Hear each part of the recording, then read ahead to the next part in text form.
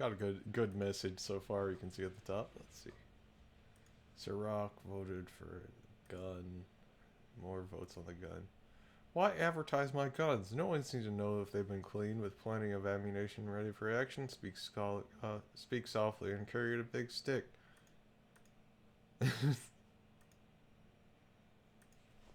No.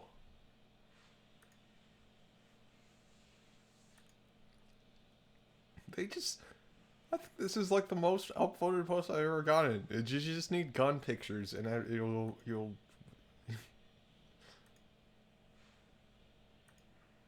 see. So you're obviously one of these new cuck people, huh? MAGA head. You're yet another losing Colt 45er that's gonna like again holy wisdom shitballs to this person. That's got to join the gang and do say what's trendies and cool to try to find a sliver of remaining relevance. It's a dumbass world used by dumbass people, so enjoy. Also, fuck you for thinking you can tell anyone to get off this site, especially since the Dems just own your Cheeto Fuhrer and all you MAGA heads. Do you really think the founders of the site give two shits about Democrats coming on here to further exude our ownership of you fools? Haha, no, they don't. So, you big whiny Nazi crybaby, fuck your losing feelings and deal with it. Let's see. They have gone to the Nazi. Now argument is irrelevant.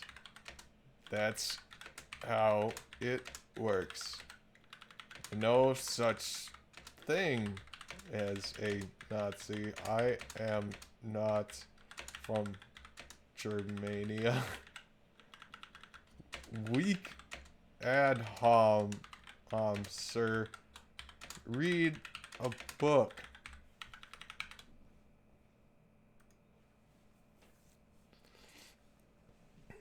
Let's see. People upvoting the Volkssturmgewehr, the worst gun ever. It's literally a Sten knockoff with every wooden part you could try to make by hand attached to like an STG 44 receiver. It's awful.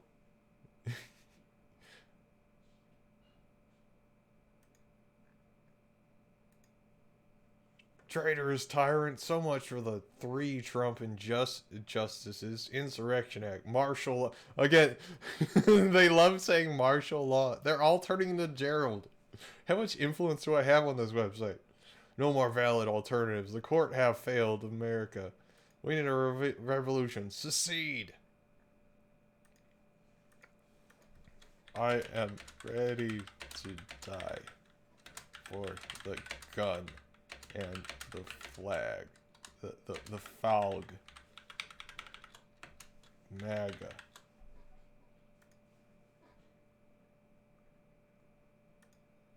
Boomer Rube. They love the gun.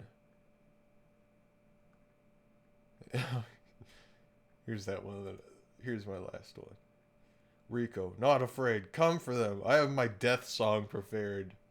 Like, these people are such LARPers. Then they have, like, protagonist syndrome. It's like, I have my death song prepared. It's gonna be Headstrong by Trapped.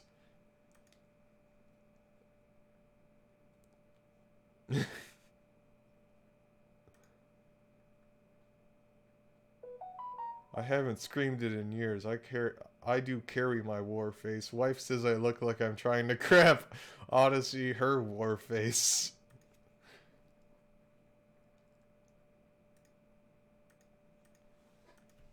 I have also chosen Death Song. Headstrong by Trapped. Good song. They are also MAGA band, so I must support them. Before they were banned from Twitter, it was. Let's think of a boomer ass song. What is a song that an old boomer like Gerald would love? Sweet Home. Oh, no. Even better. Simple Man by Skinhead.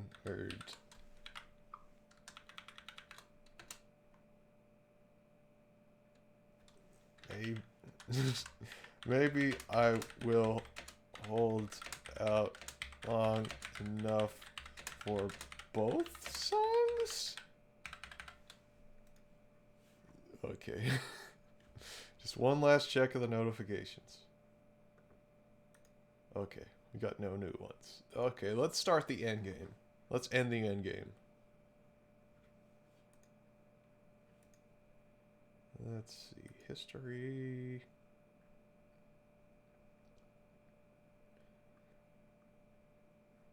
Yeah, I forgot I was doing YouTube and I got all this like spicy garlic chicken. I was watching like food videos and shit. Everything's out of control. We can dance. Oh, now it's all flooding back to me. I was doing Radical Faith Seat 360 Y2P reenactments, drunk as shit. We're looking into the future, Chuck. Chuck, don't talk. Could you shoot yourself? Alright, let's see. I can respond. That's 10. Wait, what? He told me that my friend didn't do anything. When you hand you something, you just don't. Fuck you, Leatherman. Stop. Stop. What am I doing? Okay, F35. I was watching my own video. That was Bingus. Okay, Markiplier. Where is it? Where is...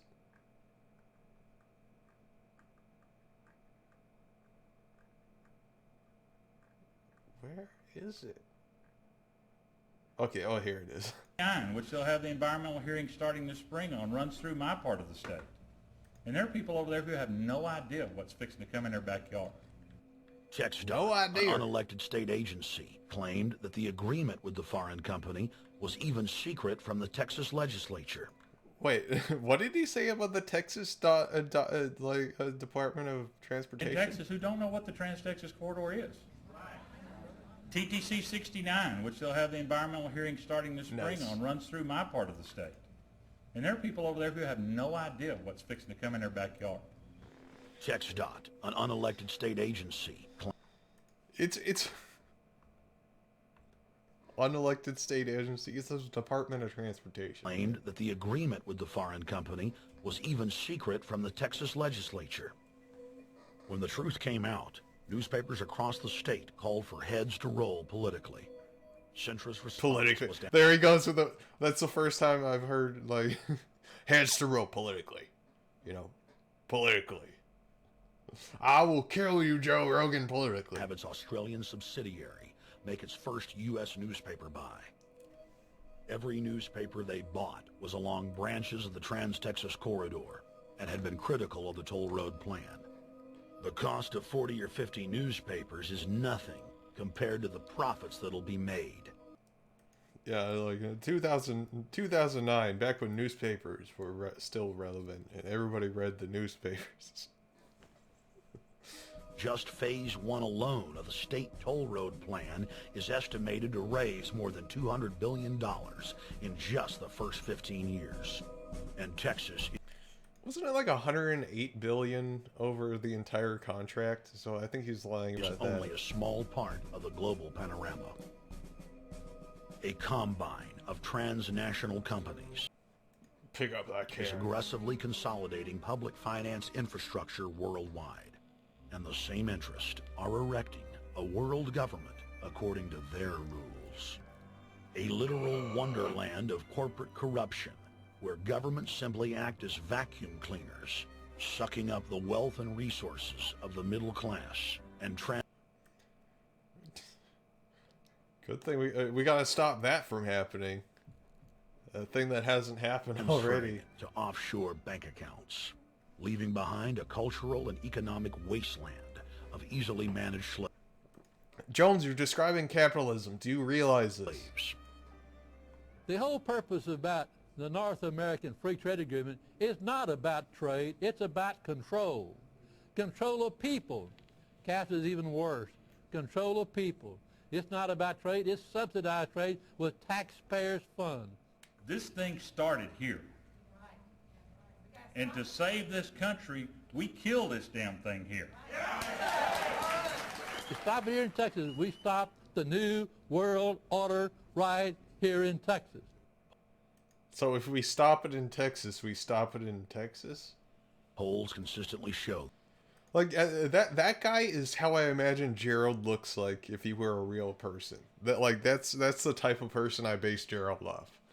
Like, just a guy who yells, and anyone who disagrees with him is some New World Order shill. Like, that man is, like, just imagine, that man is Gerald. That is my exact vision of how he's supposed to look. But over 90% of the people are against the NAFTA highway systems and its toll roads. As the people learned of the threat, they got angry and took action. Our ranch is part of the original Spanish land grant. So it's all a bunch of, like, rich ranchers. And I would love to not have to give it back to Spain. What?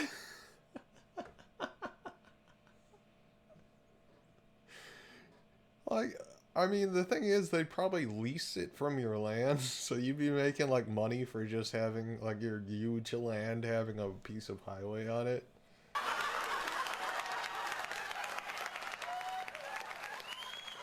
Opponents of a proposed superhighway today held a major protest.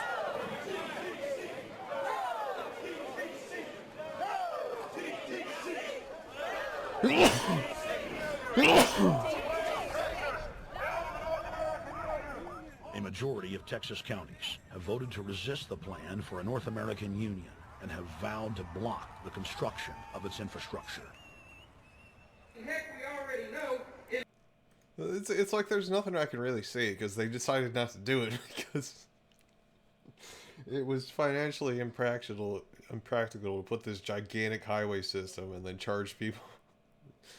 Instead of using tax money to do it publicly, you gotta have a company that charges a bunch of tolls that also have profit written into them, so it would not be worth building it. in a law that was passed by a subservient United States Congress. Like, they're all these rich ranchers in, like, expensive suits. Like, you can tell all these people own small businesses. Look at them all. They got that look to them. Where practically nobody in the entire Congress stood up and said, no, they've already passed a law saying all their driver's licenses are going to be chipped. Well, I'm telling Like, they can't stay on topic with the shit either. It's like, I'm not going to put a chip on my driver's license like they got on the credit cards. you right. It was funny, like, they're all freaking about having the chip on your ID, but when it comes to the credit cards, they don't give a shit. Now, I'm not going to Because that's a private corporation. got a chip in it so Big Brother can watch everywhere I go and see everything I do. No, no, hell no. No, it's just a more secure storing the stuff on the magnetic strip, so it's harder to make fake IDs. Like, you can store more, like checksum data and shit to make it harder for people to forge IDs. That's what the chip is for. No, all of it. No, no. We, the people, own this plot of ground. We, the people, own those trees there. We, the It's such a weird thing to say. We own those trees. people, own our beautiful Texas, and we are not going to let a bunch of crooks and robber barons take our beautiful Texas away from us. Hell no. This guy, that cop in the background is just embarrassed. Like, just put my hat down. I'm not associated with these people talking about microchips and the mark of the beast. Hell no. No, no. Half your speech was no. RFID tracker chips embedded in state inspection stickers and toll tags are already being used to track the population. You idiot. You can't... This dude doesn't understand how RFID works. They're unpowered. They need some sort of reader to go like right up against it. They can't track your movements with RFID tags. The new system is also meant to control growth and steer development through so-called smart growth. Smart growth, which is nothing more than an effort to bring control into the cities. You have the Rewilding of America and the Wildlands Project, the Convention on Biological Diversity, which is to control our rural population. Toll roads on interstate highways nationwide are walling off exit ramps to small towns and rural communities and are creating ghost towns by design. Like, the logic of that makes no sense. You're not going to make that much money off of, like, some off the middle of the highway town that's just full of trailers. And isn't the whole problem is that nobody goes to those places in the first place? This trend is accelerating under the NAFTA highway system and is meant to rewild more than half the country. All of these things are designed... I mean, honestly, that would be cool. That would be cool. I'm for that. Why not? To bring more and more control to bureaucracies rather than to the independent individual, the sovereign individual of this nation. What brought me into this whole discussion was the fact that while I was doing this multi-million-dollar research effort in the 1980s and early 1990s, I became aware of an agenda basically to lock up one half of the United States in the wilderness. If it was really a multi-million-dollar thing, they wasted your money. They wasted their money on this guy. Like, Jesus. I'll be right back. Give me a second.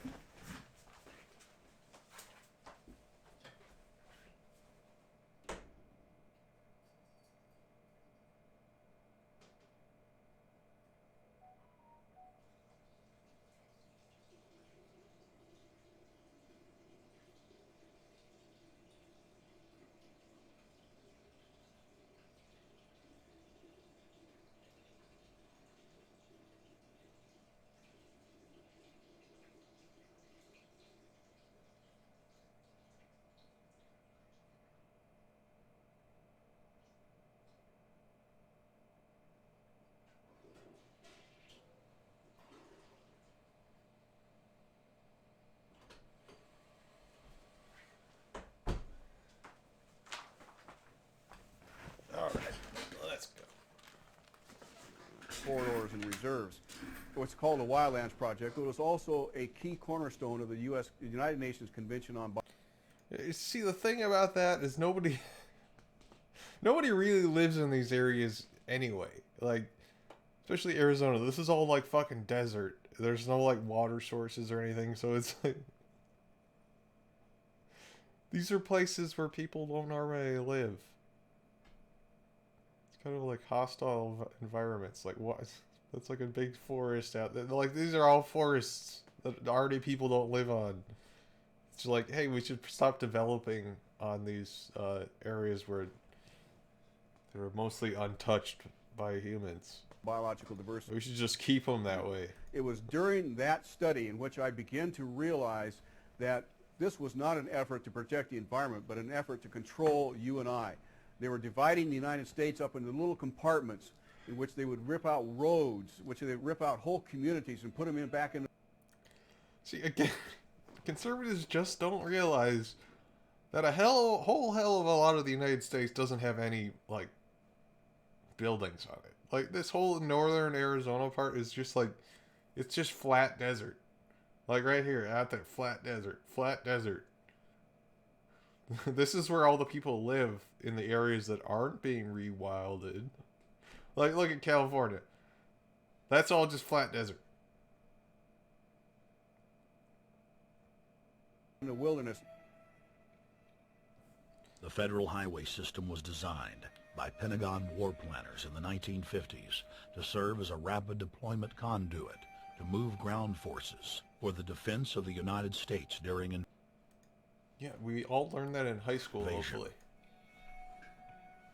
The unconstitutional Northern Command is now using the highway system as a force projection matrix to dominate populations across the United States. What, you saying the army's invading like small towns now with the highway system? Again, you just said the highway system was meant to move like military supplies, which is what they're fucking doing. That's why you see like tanks and stuff on like big trucks on the highway. Through federally funded emergency command centers, county and city governments are being quietly federalized nationwide. Billions of dollars per city is being spent to install millions of surveillance cameras. Every town and hamlet, no matter how small or remote, is surveilled. License plate reading software tracks Americans' movements wherever they go. New systems are being deployed that scan your face. Again, information overload. It's not good they're collecting information on Bill. It's just the more information they take in from just everyone, the less useful it's going to be. Read your lips and analyze your walk. Under the trees. No, they're analyzing my. They're gonna differentiate society by whether you have the virgin walk versus the Chad stride. Military Commissions Act. American citizens can be secretly arrested, stripped of citizenship, flown to offshore torture camps, and secretly executed. I mean, that's Under not Section good, 802 of the Patriot Act, all misdemeanors are considered terrorism. Again, here he is not reading the entire. It's going to be Section A and Section B. A. Involve acts dangerous to human life that are a violation of the criminal laws of the United States or any state. That B. Appear to be intended to intimidate or coerce civilian population, or B. Number 2. Influence the policy of a government. Like, he's still not smart enough to cut this bottom part out. So if you pause it, you can see he's blatantly lying to everyone. Like, I think in his later documentaries, he finally just gives up because it's he doesn't have any stories to draw from of someone being charged with terrorism for like robbing a bank or something. Like, time for another beer.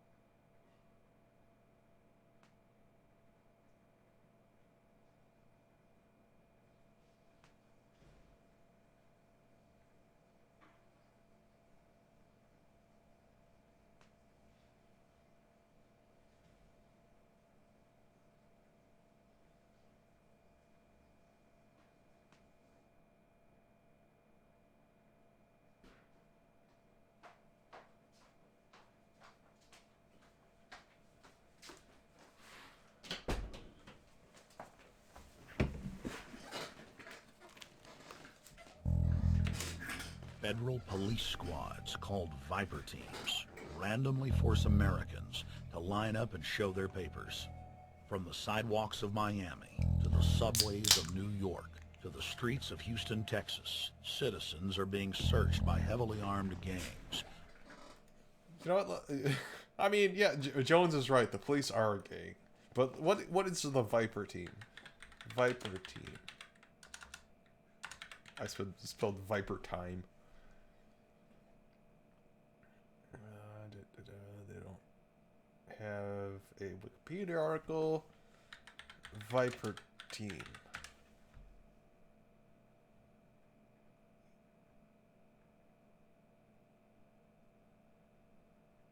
Visible Intermodal Prevention and Response Team. Okay, this is it.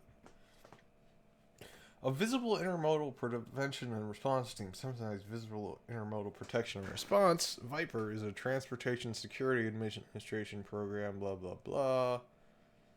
VIPER teams detain and search travelers at railroad stations, bus stations, ferries, car tunnels, ports, subways, blah, blah, blah. Deal with chemical, biological, radioactive, nuclear, and explosive weapons of mass destruction.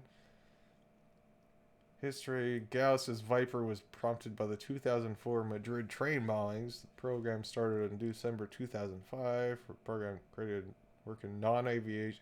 So there's just non-aviation TSA, basically. Bad initial planning caused strained relations with local law enforcement, which is probably what Jones is talking about. 2007, Viper teams carried out controversial operations in several cities on the holiday weekend. In June 2007, Viper began working in aviation environments. 2007, TSA reported there had been 84 missions in 18 months. As of 2011, TSA was conducting about 8,000 Viper operations per year. As of 2013, Viper had an annual budget of $100 million and was growing rapidly. Notable special events they've worked on include the presidential inauguration, Special Olympics, the Democratic National Convention, NFL games, and others. After the 2013 Los Angeles International Airport shooting, TSA moved some of its 37 Viper teams from surface transportation settings to airports, according to TSA. So literally, they've just become TSA at this point. So it's literally, he's just complaining about TSA for like trains and shit. Let's see. Yeah, it's just expansion of TSA. Paramilitary police.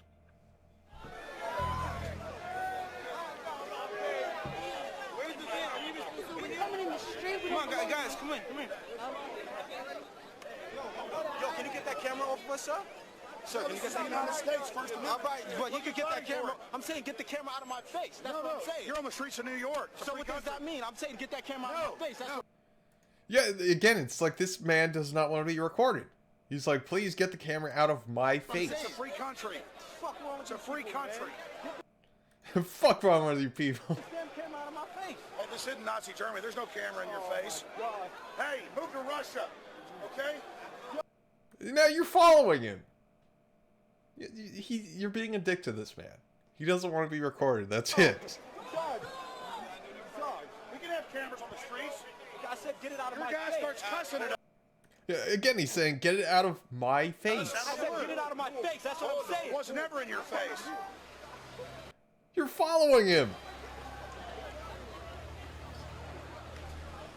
Yo. Long before 9/11, the Pentagon was aggressively violating the federal law that bars the military from policing the American people.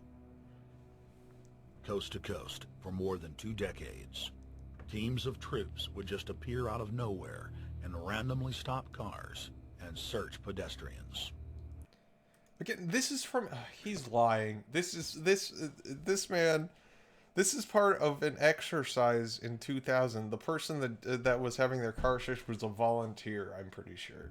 The acclamation accelerated with regular Army searching bags at the Super Bowl and the Kentucky Derby, as well.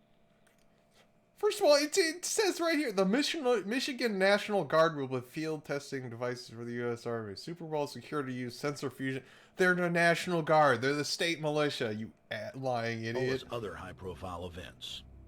Then President Bush signed a Defense Authorization Act, which radically increased the funding for the already bloated shadow government.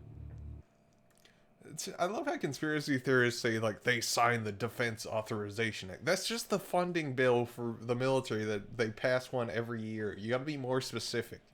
There's one up for, like, every year. In the act, the executive branch formally announced that it was preparing for domestic insurrection and went on to preemptively strip the state governors and legislatures of their powers. The federal government is openly announcing... I don't think that's what that happened. Is I think it was the other way around. They gave, like, governors ability to call in the federal government to stop them. the only authority, as it treats the people and the states as enemies. Then on May 9th, 2007, President Bush unlawfully granted himself No, WorldNet Daily. powers, and the presidency officially became a fiat dictatorship. Not that it wasn't already. In the past, continuity of government has been shared by the legislative, judicial, and executive branches of government. Yeah, but as we see during Trump, if you fill all these branches with your own people, it doesn't fucking matter because they all just merge into one. They're all ideologically on the same page, which is the main weakness of our American government. If one party gets power of all three, there is no oversight because they all agree with each other. Government. Now, all power resides with the president. For the smallest of reasons, including, in the document's own text, any incident in the world, regardless of location, that affects population, infrastructure, environment, economy, or government functions, can trigger, at the president's will, total martial law. It is important to... I mean, if we had like a nationwide disaster, not that I agree with George Bush being in charge of it.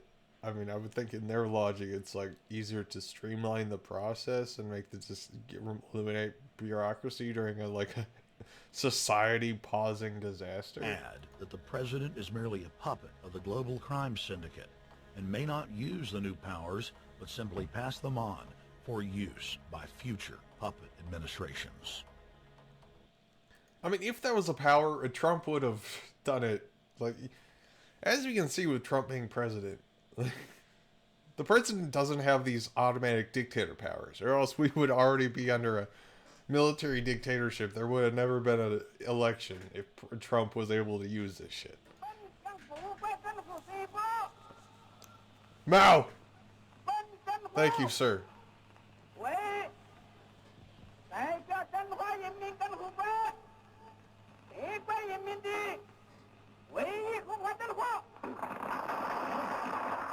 Oh, no. I keep pausing it.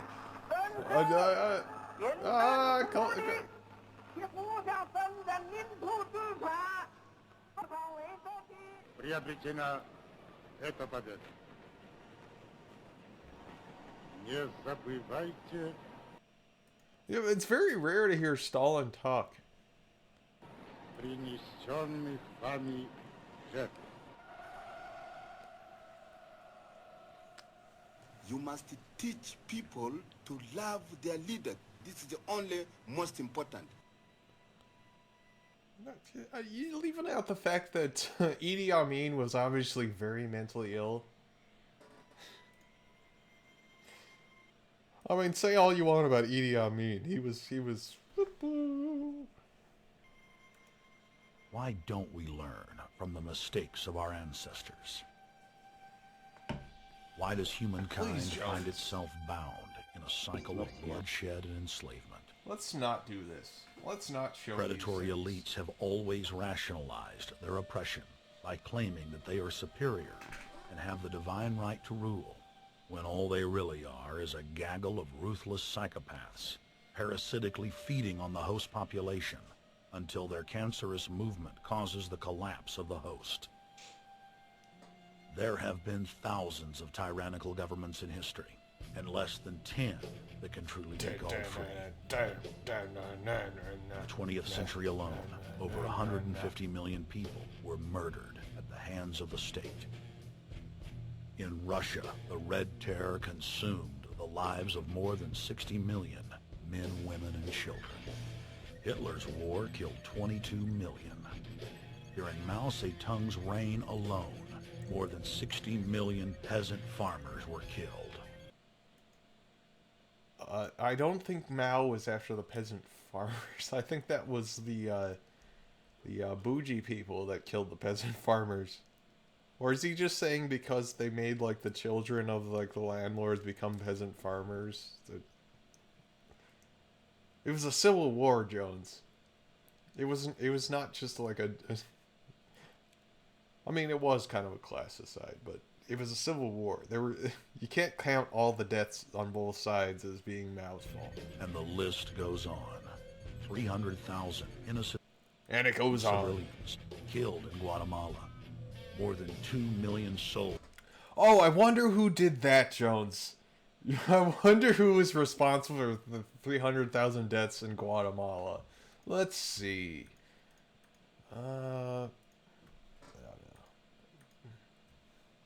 U.S. overthrow of Guatemala. 1954 Guatemalan coup d'etat. Codename Operation PBS Success. Covert operations and deposed democratically elected Guatemalan President Jacobo Arbenz. Over under on him being a socialist. Let's see.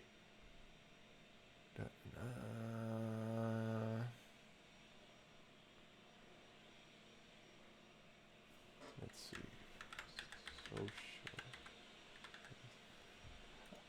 Arevalo describes his ideology as spiritual socialism. Oh, he was anti-communism, though. and believe that capitalist society are regulated to ensure that its benefits would. He's like a Bernie. They elected a Bernie, and the CIA fucking murdered him over it. Was brutally murdered by the government of Cambodia. 1,500,000 Oh, Cambodia too. The also the government we backed in the beginning. killed in Turkey. 300,000 in Uganda. 800,000 plus hacked to death with machetes in Rwanda.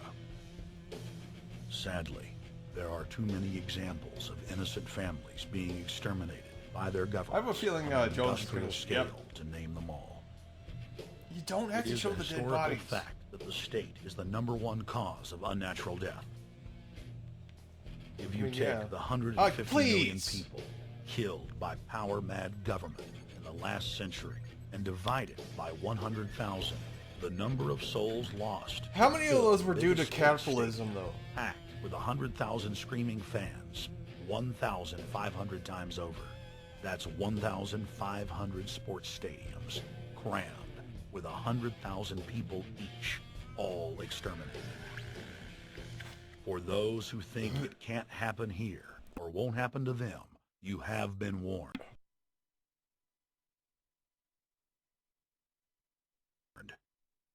The carnage witnessed in the last 100 years was only the preparatory phase of the New World Order's master plan.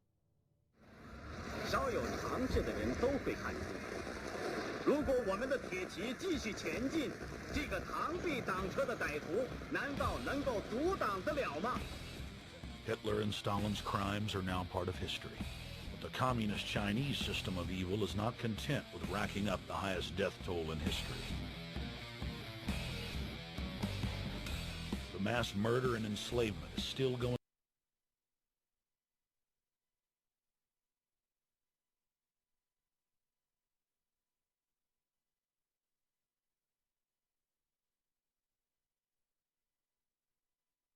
on today and enjoys the full support and sanction of the New World Order.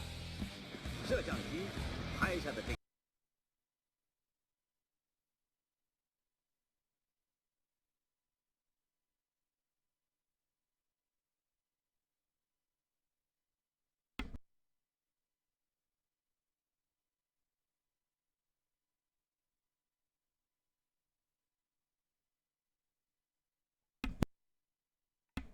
Stupid button on the Yeti doesn't want to respond. Okay, again, I have to say this again. He was saying he showed North Korean officers and said that they have the full support of the New World Order, which all the people he's accused of being New World Order want to invade North Korea. So I don't think so. No! I fucking hate you, Jones. Communist China serves as a globalist laboratory, a proving ground where 1.4 billion people live out their lives as guinea pigs who serve as test subjects for the formulation of the brave new world. I mean, to be fair, they've been fighting extreme poverty a lot better than a lot of countries. They're kind of kicking our ass on trade. Kind of got a stable economy while ours is about to fall apart completely. So, I mean, at this point, you're basically saying globalism works. U.S. and British forces worked closely with Mao Zedong during World War II, and at the end of the war, they secretly backed. Yeah,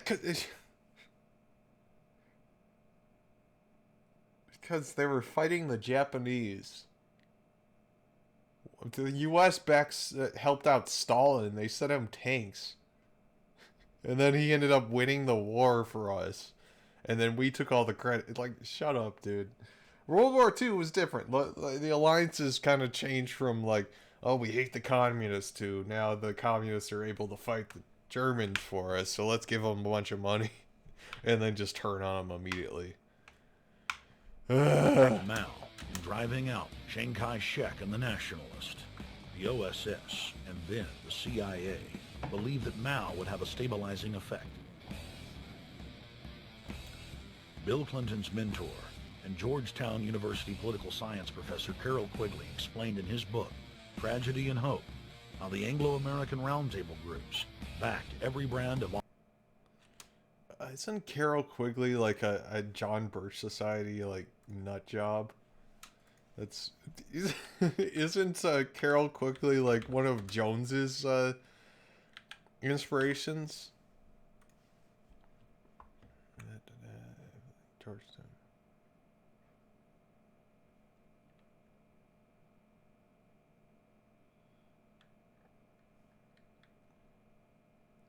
Oh, he apparently did influence Bill Clinton. In his freshman year in 1965, in the School of Foreign Service at Georgetown, future U.S. President Bill Clinton took Quigley's course, receiving a B as his final...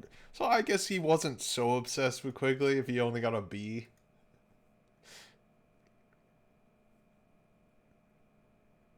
In 1901, Clinton named Quigley as an important influence, blah, blah, blah. What's his book? Did he write None Dare Call It Conspiracy?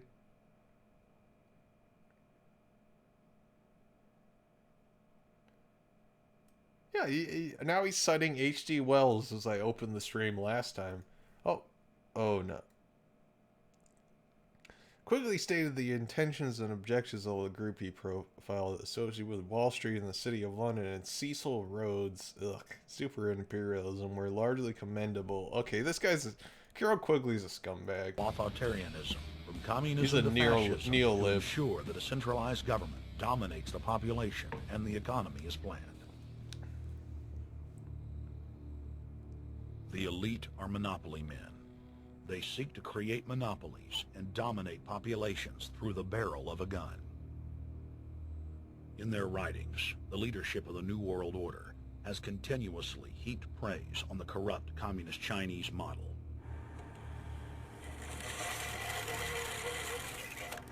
In August of 1973, in an article written by David Rockefeller for the New York Times, Rockefeller openly lauds and endorses Mao Zedong's actions.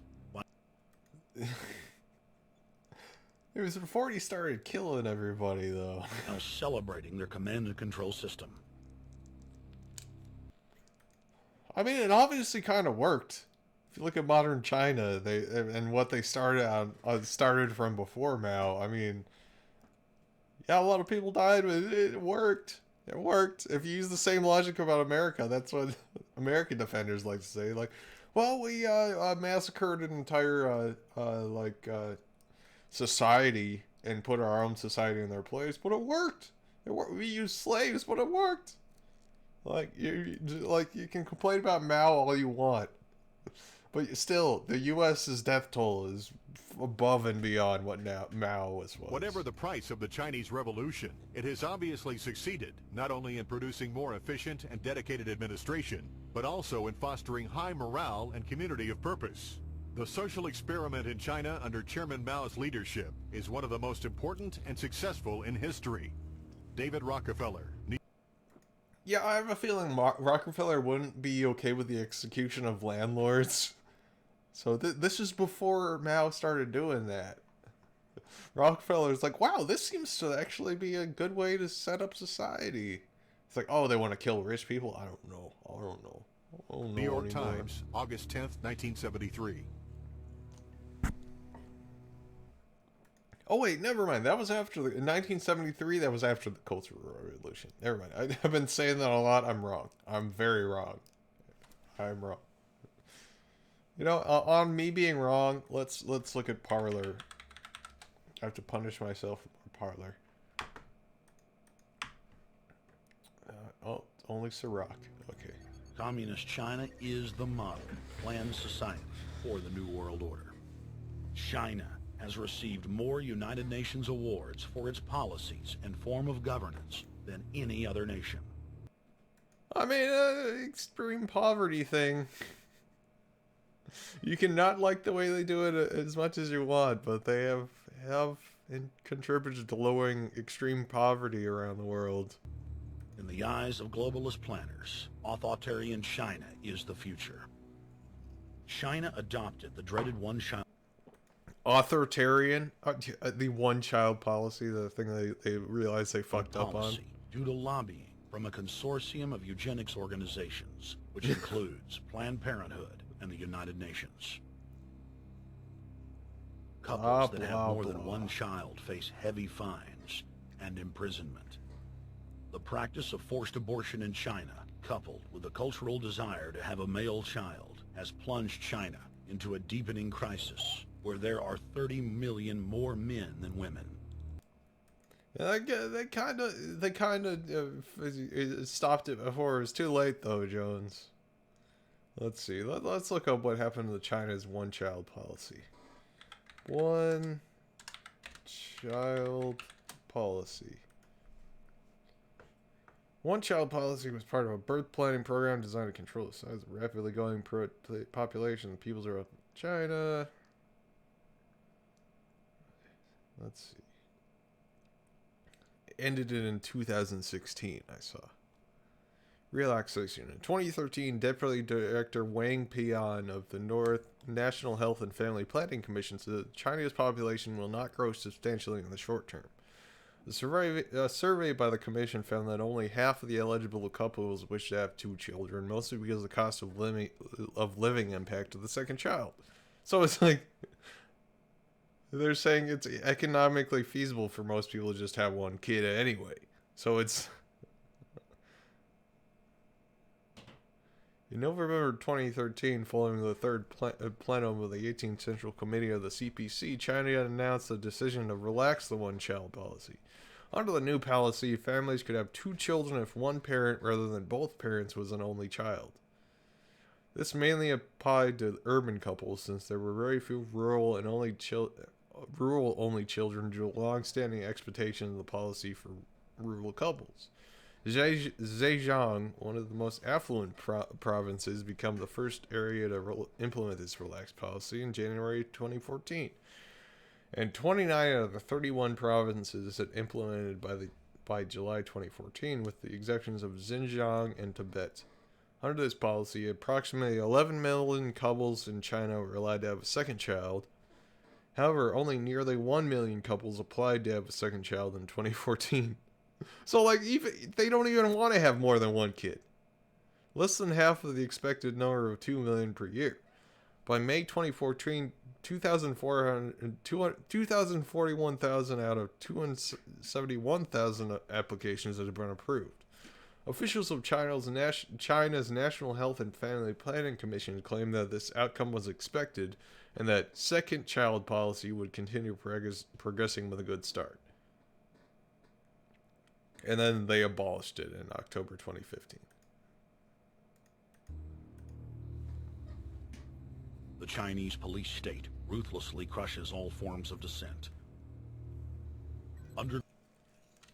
You know, actually, they've gone after Maoists. Like, the Chinese government has become so revisionist and, like, reliant on capitalism that they'll even shut down Maoists. Underground churches, Falun Gong practitioners, striking... Jesus, dude! Falun Gong, the factory cult? workers are all sent to forced labor camps. Their blood and tissue types are... Yeah, the Falun Gong, the totally not CIA-affiliated cult of, like, energy manipulation. I'm gonna have to put this one on YouTube. I hate it so much. Ugh. I'll be right back.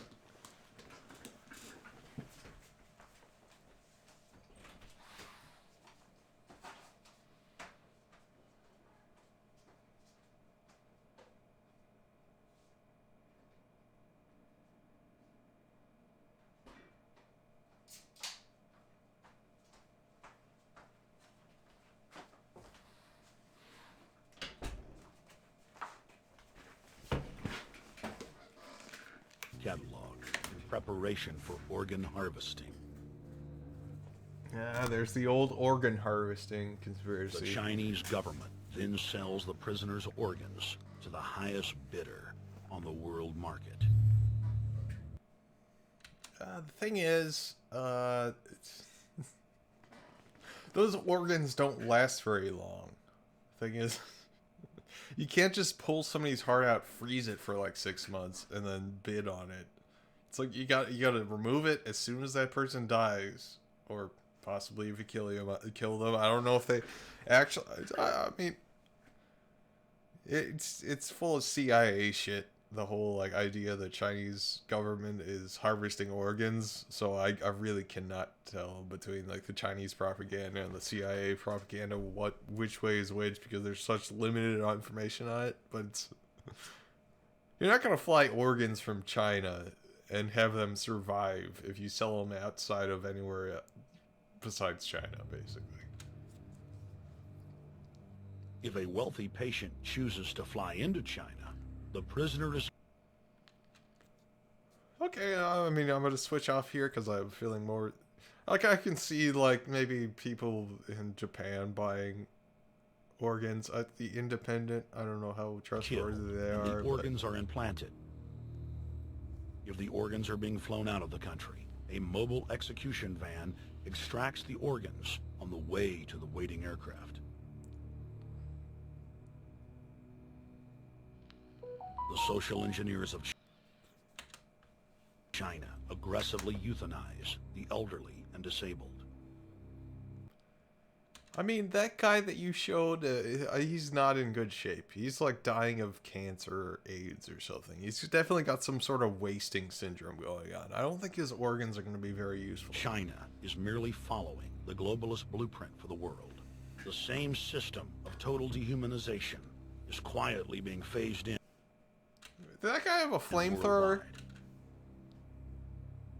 Depopulation should be the highest priority of foreign policy towards the third world. Let's look this up. Depopulation should be the highest priority of foreign policy. Did Henry Kissinger call depopulation a priority? Not that I wouldn't put it past him, but attributed to former Secretary of State Henry Kissinger, depopulation be the highest priority of foreign policy towards the third world because the U.S. economy will require large and increasing amounts of minerals from abroad, especially from less developed countries. I mean, I could see this just being Kissinger saying the quiet part loud, but overview. We found no good evidence to support attributing the above quotation to Kissinger. The facts. On Facebook, we ran across a post consisting of a photo of Henry Kissinger, Secretary of State in the administration of Richard M. Nixon. The photo of Kissinger was accompanied by blah, blah, blah, depopulation, blah, blah, blah. The graphic carried the logo of AZ Quotes, one of a number of websites that offers collections of quotations. A Google search for the quotation resulted in a number of hits attributing it to Kissinger. We found the quotation suspicious because depopulation does not often occur as a policy recommendation compared to concepts like limiting population growth. Sifting the evidence. To find the origins of the original context of the quotation, we start by searching the full quotation, blah, blah, blah. Okay, here we go. Here's the real quote. Whatever may be done to guard against the interruptions of supply and to develop domestic alternatives, the U.S. economy will require large and increasing amounts of minerals from abroad, especially from less developed countries. The fact that the U.S. enhanced interest in the political, economic, and social stability of the supplying countries, wherever a lessening of population pressures through reduced birth rates can increase the prospects for such stability, population policy becomes relevant to the resource supplies of the economic interests of the United. So still, Kissinger's a scumbag. He's saying, I think people in the third world should have less kids, so there's more leftover resources for us to exploit. But he's not saying kill everyone. He probably doesn't mind if people get killed, but this is a fake quote. This is a completely fake quote. Henry Kissinger, 1974. There's a need for a new world order, but it has different characteristics in different parts of the world. Now, none of this may succeed this time.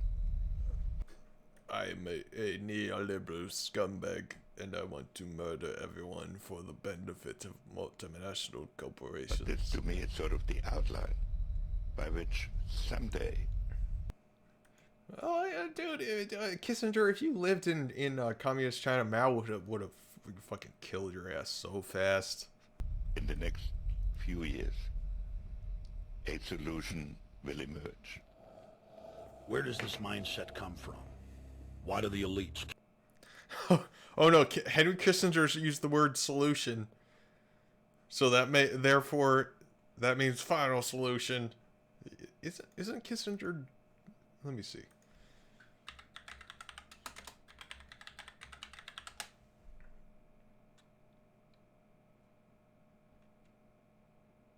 Yeah, he's Jewish.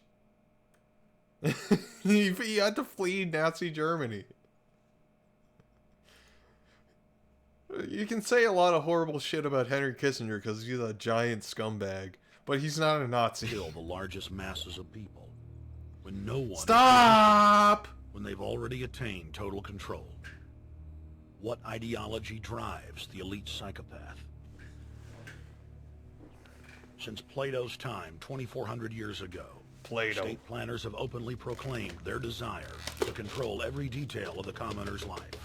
From breeding programs to mass extermination of undesirables. What are you doing? The dark writing dream on that has baby? continued on for millennia.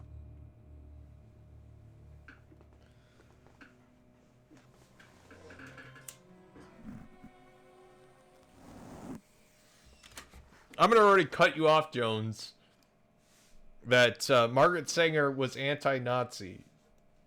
They called a lot of shit that we call other things today eugenics. Like now we call it family planning because Hitler gave the study of eugenics a very bad name. It used to be a big cluster of a bunch of different ideology, and they split off after eugenics itself became related to the whole racist eugenics. The scientific rationale for tyranny has always been attractive to elites because it creates a convenient excuse for treating their fellow man as lower than animals. Robert Thomas Malthus, famous for saying that a mass food collapse would be helpful because it would wipe out the poor. No, he didn't say that. He was...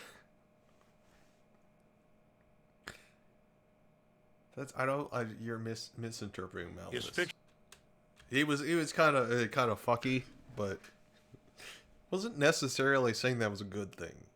He was saying the rich would see it as a good thing, and you end up with preventable starvation because the production is favoring rich people rather than. The fictional scenario would later be called a Malthusian catastrophe. Malthus is important because his ideas led to the rise of a new scientific field that would dominate the course of human history for the next 200 plus years. Charles Darwin. Here we go with the anti-evolution shit. An admirer of the Malthusian catastrophe model, developed the theory of... I mean, it's a semi-valid theory that if population growth grows too much and we have a certain level of rich people that don't give a shit about how much resources they have for themselves and don't want to distribute it to the poor people, that it will cause an international crisis of people starving to death. I mean, it's somewhat valid. Evolution, its chief tenet being the survival of the fittest. Jones obviously doesn't understand what survival of the fittest means. It means, in an evolutionary context, survival of the fittest means the most fit for their environment. That doesn't mean strength. It means that you're best able to fit into your environment. These are across entire species. He's not talking about like race science right now, Jones. With the help of T.H. Huxley, known as Darwin's bulldog for his strong support of Darwin's theories were pushed into wide acceptance among key scientific circles throughout England. So you're implying that evolution's not real, Jones. Let's just get this clear. I have to pee. I'll be right back.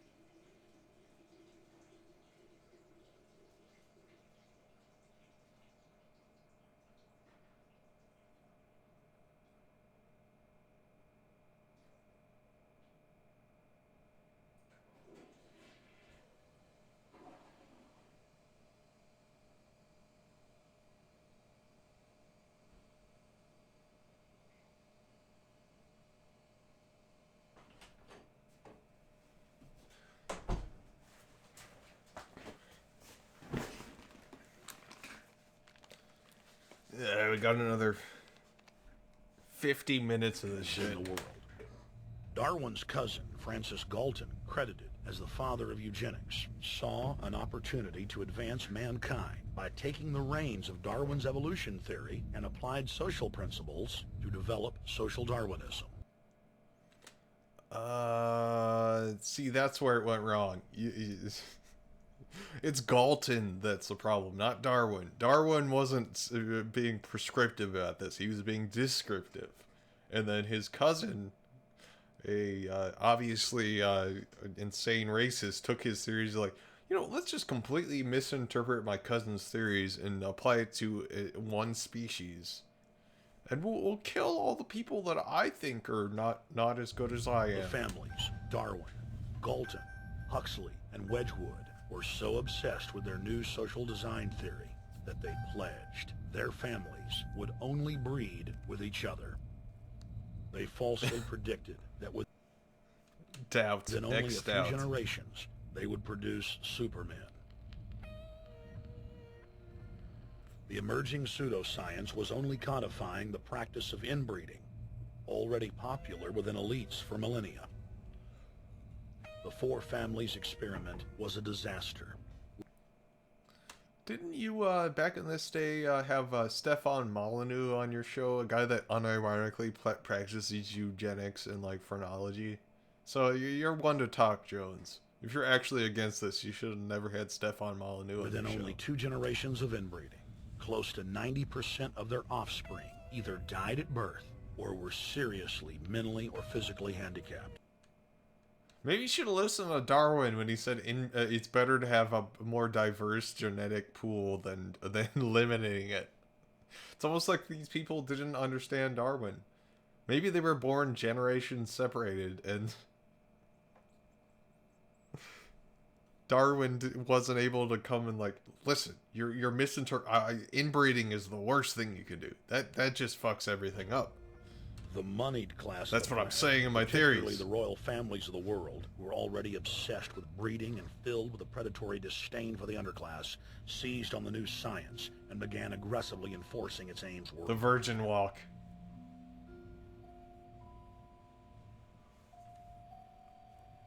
Biometrics appears to be a new science, but it was actually developed by Galton back in the 1870s as a way to track racial traits and genetic histories, and as a way to decide who would be licensed to breed. Damn, Jones, I would hate for you to learn about how most of our science developed. I think a lot of it was pretty fucking racist because society was pretty fucking racist back then. It's almost like the society that was developed in is reflected by the science they came out with. It's almost like it took us trying to work on eliminating racism before everyone's biases like that finally got removed. In 1904, the Cold Springs... It's almost like science is dynamic and can be changed over time. You can just pick the right parts out of people's theories and throw out the rest. Harbor Research Facility was started in the United States by eugenicist Charles Davenport with the funding of prominent robber barons Carnegie, Rockefeller, and Harriman. In 1907, the first sterilization laws were passed in the United States. Citizens with mild deformities or low test scores on their report cards were arrested and forcibly sterilized. Again, Jones's point, he's always like, America's great. We're just been taken over by globalists. But it's just a way to whitewash shit like this. This shit literally inspired Hitler. The shit we were doing, Hitler was sitting there yeah, I like how they're classifying children as inferior or superior. I'm going to take that and I'm going to go hard with it. It's Jones, if your founding fathers were alive during this period of time, they would be super into this shit. If it existed back in the 1770s, the founding fathers would be all over this shit. It's not like some globalist takeover. It's just that the racists that founded this country didn't have enough development of their racist science to be into the shit like this. Because they obviously would be. To own slaves, you basically have to see them as inferior. There's no way you could live with yourself if you didn't see slaves as somehow being beneath you because of their race. Like, come on. You can't worship the founding fathers and then say this stuff is bad because it's on the same level. Like, you're dealing with awful people all throughout American history. This is the history we have to deal with. Even if you think it's globalist, this is what our country did. You're 17, aren't you, Alice? Yes. But what have you done with my folks? Well, we're trying to help them, Alice, and you too. They were taken to the hospital this afternoon. Hospital? Wasn't none of them sick this morning? We thought it necessary to present your family's case to the State Medical Commission. After an examination, they decided there was but one important action to take. To have your entire family sterilized. Why, what's that? I don't know what you're talking about. Now, in this state, we have a law which provides for such people to have an operation so there won't be any more children. I see. Now, we've placed your brothers in institutions where they'll be properly cared for. You can go back to your job soon. I'll arrange to have... I don't know if this is from, like, an old horror movie or if this is, like, a PSA or something. I don't know, like... I'm going with horror movie because it's got, like, old horror movie vibes. Well, like, yeah, I would, since Jones is using it as evidence, it's probably an old horror movie. Let's see, old horror movie about sterilization.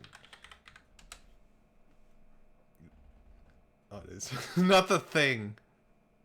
The Ruins, 2008.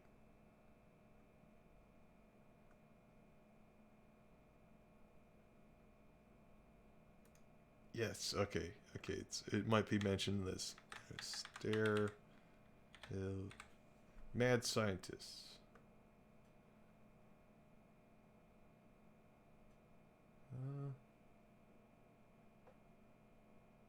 Doctor, this reflected the ongoing.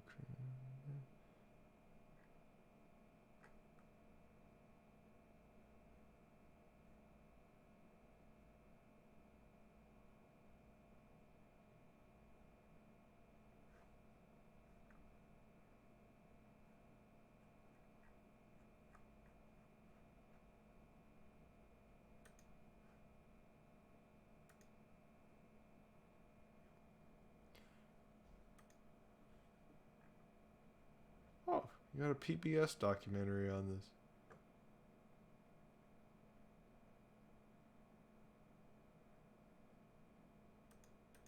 I wonder if I can stream that. I wonder if PBS cares. I can't find it. Held open for you. But I'm keeping my job. I'm not going anywhere. Now, you're going to the hospital too, Alice. And you mean they're going to stop me from having children ever? Yeah, this is definitely a horror movie. Exactly. I'm all right, I tell you. I won't go to any hospital. We don't want any trouble with you, young woman. If you refuse to go, the officer here will take you by force. In 1910, the U.S. Eugenics Record Office was set up. By then, the British had created the first network of social workers, expressly to serve as spies... Oh, no, not social workers. ...enforcers of the eugenics race cult that was rapidly taking control of Western society. Well, I mean, this is literally them, and they got a bunch of skulls that they're putting calipers up. Okay, fine, Jones. You know what? I don't trust these. If these people are social workers, the social workers would decide who would have their children taken away. Yeah, you know, I mean, like, the whole, like, old-ass psychology was insane. So, you know, Jones is probably somewhat right. I'll give him some points for this section. But it's all on contingency. I don't have time to look into everything he's saying right now. Who would be sterilized, and in some cases, who would be quietly murdered. I don't think so. Again, this is like a horror movie. In 1911, the Rockefeller family exports eugenics to Germany by bankrolling the Kaiser Wilhelm Institute, which later would form a central pillar in the Third Reich. True. At the 1912 International Eugenics Conference in London. It's almost like fascism can originate in America, Jones. You want to just like blame like Chinese or like Spanish influence about how fascism is popping up all of a sudden? It's homegrown. You're part of it. And you know, I don't know if I hope he realizes it, because I'm pretty sure he realizes it. I can tell it's weighing on his conscience a little bit, but he can't stop. It's the only way. He has pretty much disqualified himself from every job he could ever have. He can't even work at McDonald's. Like, you imagine. Hey, you want the ice cream machine's broken. I saw it. I was camping out. I stuck my camera in the middle of the night, and it's gremlins, folks. Little fucking gremlins. I mean, bleep that. Bleep that for our radio listeners. Anyway, we got a extended Christmas sale. It's from last Christmas for Goblin Away. I mean, yeah, it's Goblin Away, but it works for gremlins, goblins, hobbits, jinns. Jinns are important because they're Muslims, and Yagwai, the Chinese one. Okay, so like, you just take 6 of these pills, and you know it's got a side effect. Yeah, I mean, I don't want. It's a family show, but when I take these pills that keeps the goblins away, I can go for hours, folks. I don't want to be too explicit. I can go for hours, though. You know, just ropes. Ropes everywhere. It glows. It glows in the dark. I'm sorry. That's a side effect. We're trying to work on it. I mean, it turns your skin blue over time. But anyway, buy them now. You get 60 Patriot points per bottle. It's $120 per bottle. A 2-day supply. You're supposed to take about 14 a day. You can't, and you got to make sure when you're taking these things for a long period of time, you got to wean yourself off. I mean, we've had people having, I mean, I'm not saying, the FDA, you know how those people lie, though. They said people have been having seizures when they abruptly stop the Goblin Away. But I mean, they shut me down for selling toothpaste that kills the COVID virus, which I am still selling. If you want to go on my PayPal page, just secretly send me like $40. I'll send you like 2 tubes of it.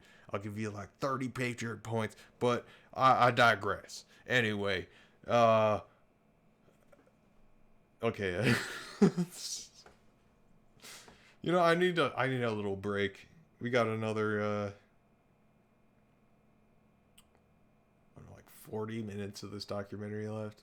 So I'm going to hit the BRB. Maybe like 10 minutes at most.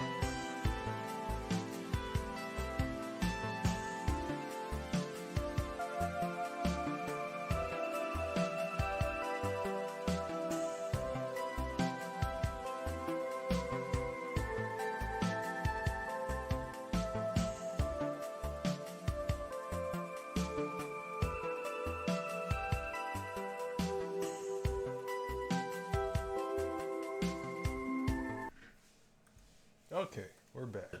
Eugenics becomes an international craze and gains superstar status. The futurist and best-selling sci-fi author H.G. Wells had studied biology under top eugenicists and was spreading the new faith worldwide. In 1916, H.G. Wells' lover, Margaret Sanger, starts her... She was also very much anti-racist, anti-Nazi. Again, eugenics used to encompass a huge number of like new sciences that developed. The branch that Margaret Sanger was about would become family planning rather than eugenics after the whole racism thing tainted the word eugenics. She was not a racist. She actively spoke against the Nazis. Promotion of eugenics in the United States.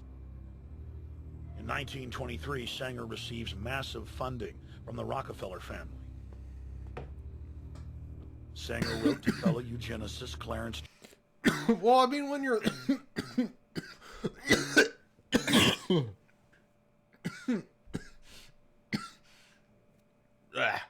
Excuse me, folks. Anyway, when you're a scumbag like J.D. Rockefeller, you gotta fund like good people so your legacy is known favorably when you die. That's the thing. J. Gamble, that black leaders would need to be recruited to act as frontmen in sterilization programs.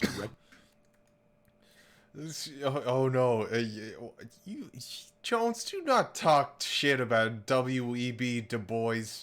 You fucking asshole. Don't you have no room to insult this great man.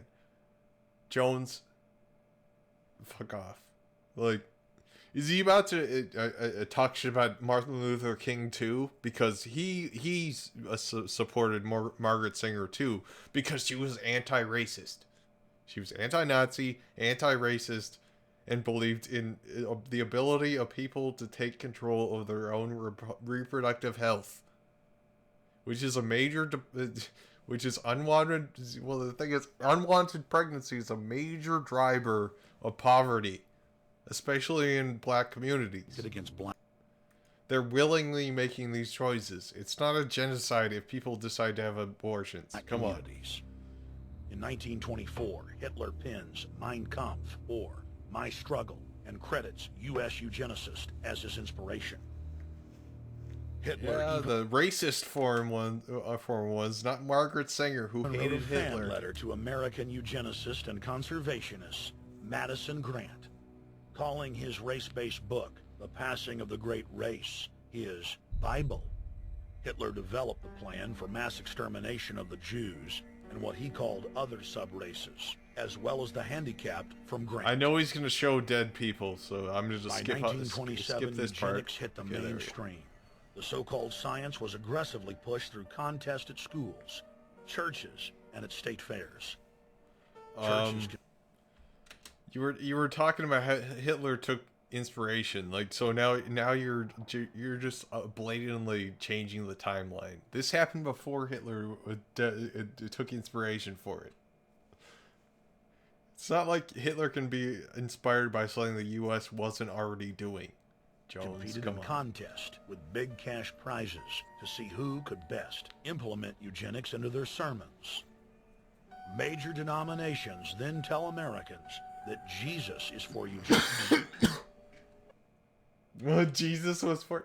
It's almost like evangelical Christianity really fucks up politics.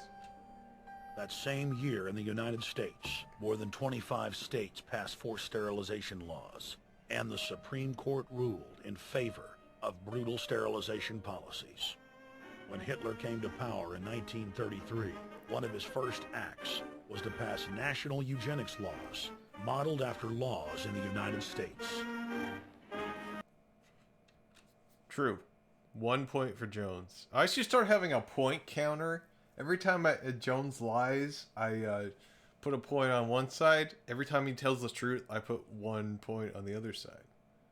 I gotta figure out how to do that. I got 2 free buttons on my Stream Deck right now. I gotta figure out how to make a point counter. I'll look into this. The The 1934 film Tomorrow's Children brought the eugenics agenda to the silver screen. Oh yeah, like okay, there we go. This is the movie. I'm pretty sure it's a horror movie. Tomorrow's Children.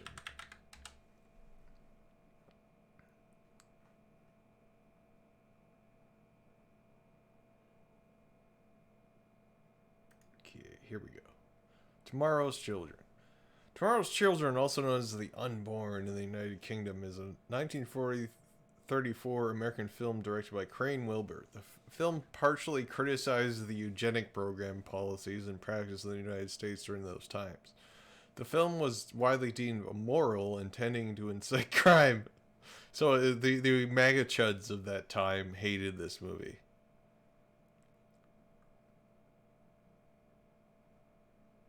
Yeah, so it's a horror movie. The film has a very prominent theme of sterilization or the loss of the ability to reproduce that eliminates the chance of parentage and future offspring.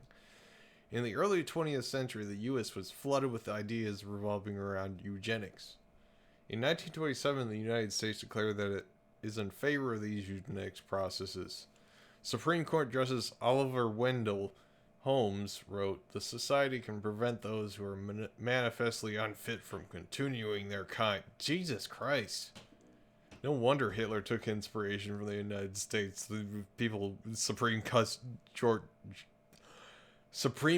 justices? Is that what I was about to say? Supreme Court justices are saying this type of straight up Nazi shit. This quote would be later used against the U.S. during the Nazi Nuremberg trial. Okay.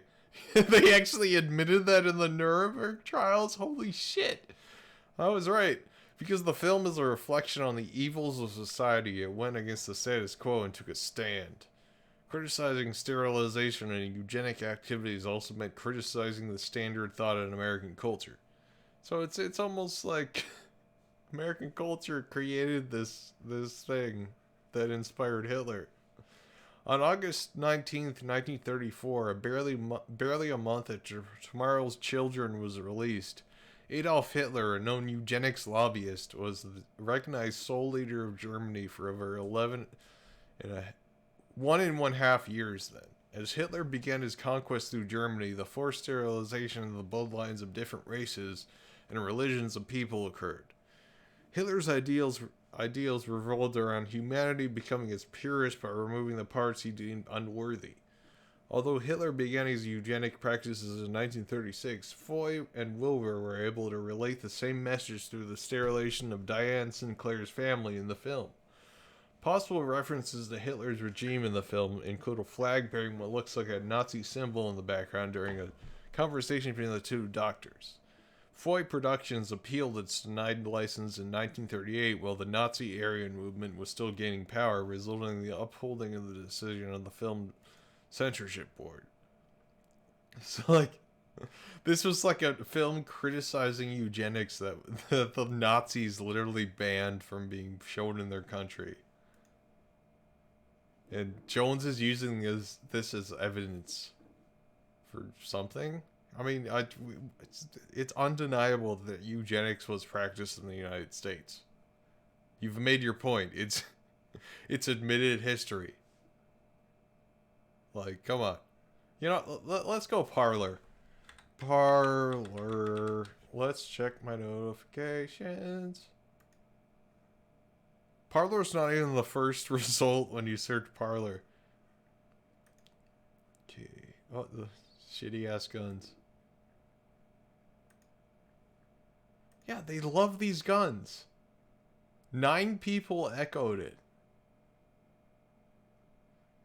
Oh no, martial law. They upvoted martial law. Okay, nothing new. In the United States. In the case of Miss Mason, I can see no reason for the operation that's been recommended. The girl is perfectly normal. She's hard-working and has a good reputation. Do you know anything about her family background? Oh, yes, Your Honor, I do. There are several other children, aren't there? Yes. What is their condition? One is a cripple. 2 others might be classed as feeble-minded. Isn't the oldest son in jail? Well, yes, I believe so. And knowing all that, you still contend that this girl should be allowed to bring more people like that into the world? She's sound, Your Honor. She's not anything like the rest. Surely she should be given a chance to work out her own salvation. I can't agree with you, Doctor.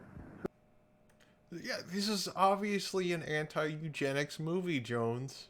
This is not promoting eugenics. Suppose she is normal. The chances are that her children will inherit the family taint. Isn't that possible? I hate it when I inherit the family taint. But, Your Honor, I'm sorry, Doctor. 3 generations of unfit are enough. Petition not allowed.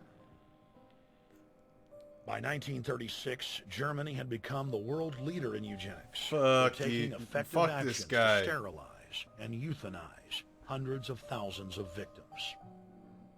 The big 3 of American eugenics, Davenport, Laughlin, and Goethe, were dispatched by the Rockefellers to It's Gotha.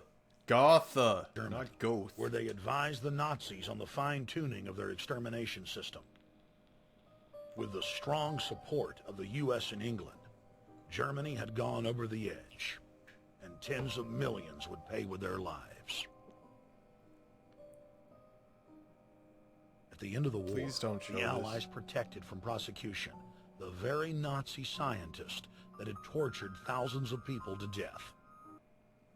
Okay, there would be 1 point on the scoreboard for Jones for saying that. The Nazi brand of eugenics had embarrassed the elite. Oh, Jesus, stop. Okay, you know what? I'm going to add that scoreboard really quick. Let's see. YouTube. Let's add,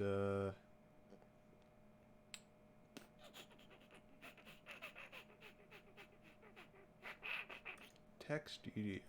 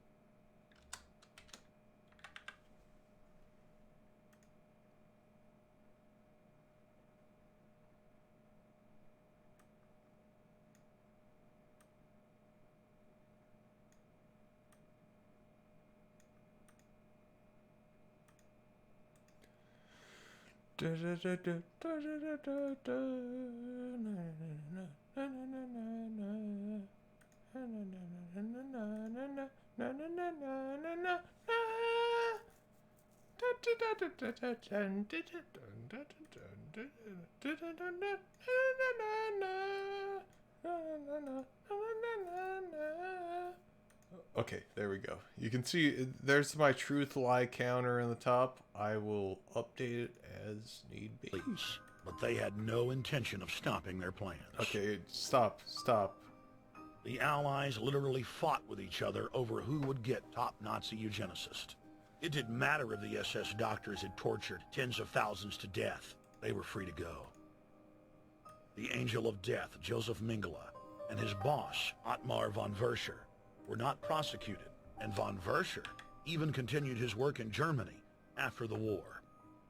Eugenicists were angry that their great work had been exposed. They then scrambled to camouflage their agenda. Eugenics Quarterly became Social Biology. The American Birth Control League became Planned Parenthood. Yeah, because everyone wanted to get away from eugenics because it became racist. Sustainability, conservation, and environmentalism replaced racial hygiene and social Darwinism. Yeah, because everyone wanted to distance themselves from the racist shit. Many eugenicists of the previous period engaged in what they called crypto-eugenics, purposefully taking their eugenics beliefs underground. They became highly respected anthropologists, biologists, and geneticists in the post-war world. Keep adding to the truth column. I don't like this. The Allies then smuggled thousands of Nazi scientists out of Germany and placed them in key scientific positions, ranging from bioweapons to rocketry throughout the military-industrial complex. Well, the thing is, Jones likes to go truth. Thomas J. Watson had supplied his punch card computers and IBM technicians to the Nazis for use in the death camps. Tattoos on camp victims were IBM human identification numbers, which fed into the computers. IBM had used similar punch card systems as early as 1928 in a Jamaican race mixing study. The first real computers were literally invented by a eugenicist for eugenics. UN chieftain and unrepentant eugenicist Julian Huxley argued that since the leaders of eugenics had founded the environmental and conservation movements, that they should be used as vehicles in the formation of a world government. Just as I'm pretty sure that's a lie. It sounds like one of his lies, so you know, who gives a shit? I'm doing as much due diligence as Alex Jones is doing, so you know what? 51. H.G. Wells had envisioned, this government would be controlled by a scientific dictatorship and would be guided by the principles of eugenics. Okay, Huxley 55. He told like three. Let's see if Huxley created the World Wildlife Fund. World Wildlife Fund.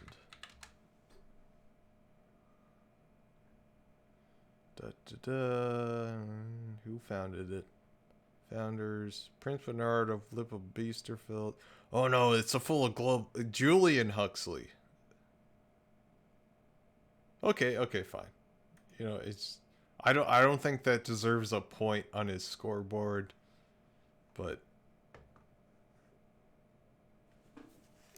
you know, it's a partial lie, so I don't know. I award you no points, and may God have mercy. Bilderberg founder and former SS officer Prince Bernhard of the Netherlands. He was part of the Reiter SS, as we have learned yesterday. It was a Nazi horse club. He did it for clout. He never actually killed anybody. The Reiter SS was literally just a horse club. Like, he's a scumbag for being an SS horse girl, but he didn't kill anybody. So that's almost more pathetic than being an SS officer. You joined SS Horse Girl Club. And Prince Philip of England. In the event that I am reincarnated, I would like to return as a deadly virus in order to contribute. Okay, 1 to the lie column for taking this out of context and about how he's like waxing philosophical about how humanity has caused so much destruction. This is just his conclusion. Something to solve overpopulation. Prince Philip, reported by Deutsche Presse-Agentur, DPA, August 1988. Aldous Huxley, author of Brave New World and brother of Julian Huxley, gave a speech at Berkeley in 1962, shortly before his death. He admitted that his best-selling book, Brave New World, written in 1932, was based not on fiction, but on what the elite were actually planning to implement. Nope. And here I would like briefly to compare the parable of Brave New World with another parable which was put forth more recently in George Orwell's book 1984. I'm inclined to think that the scientific dictatorships of the future, and I think there are going to be scientific dictatorships in many parts of the world, will be probably a good deal nearer to the Brave New World pattern than to the 1984 pattern. So, see, he's not saying it's a plan. He's like saying, like, I wrote this dystopian novel, and here's the other dystopian novel of a slightly different world. Like, one based on the carrot, one based on the stick. And I would say, theoretically, my book is more close to how we would go the future. That's not a prediction. He's writing a sci-fi novel based on like current politics and like taking them to his extreme. Like 1984 is the other half of Brave New World. Like, it's been a debate in like philosophy for a long time. Like, will a scientific dictatorship be like a Stalinist hell world like 1984, or will it be like a capitalist? Let's just take care of all of our everyone's needs, but then it'll be a horribly caste-based society where there's people bred to be stupid that only run elevators and shit. And we're just reduced to our biological needs. Like, actually, no, all biological needs are removed. It's like, and we all just do orgy porgy. Anyway. They will be a good deal nearer, not because of any humanitarian qualms in the scientific dictators, but simply because the Brave New World pattern is probably a good deal more efficient than the other. That if you can get people to consent to the state of affairs in which they are living, the state of servitude, the state of being, well, it seems to me that the nature of the ultimate revolution with which we are now faced is precisely this, that we are in process of developing a whole series of techniques which will enable the controlling oligarchy, who have always existed and presumably always will exist, to get people actually to love their servitude. People can be made to enjoy folks, we're a like state of rats. affairs which, by any decent standard, they ought not to enjoy. And these methods, I think, are a real He's got the virgin walk. refinement on the older methods of terror. They're going to Because do they combine 9/11 to you. methods of terror with methods of acceptance. But then there are various other methods which one can think of. There is, for example, the pharmacological method. This was one of the things I... You know what? Since he puts it on for so long, I'm going to Brave put New Lie World. 58. And the result would be that, I mean, you can imagine... You know, it deserves euphoric Lie which would 59. make people thoroughly happy, even in... Where's my Soma? Give me some Soma, please. I want antidepressants, and the most they do is make me feel nothing. So give me my fucking Soma right now, globalists. I swear to God, I'll fucking...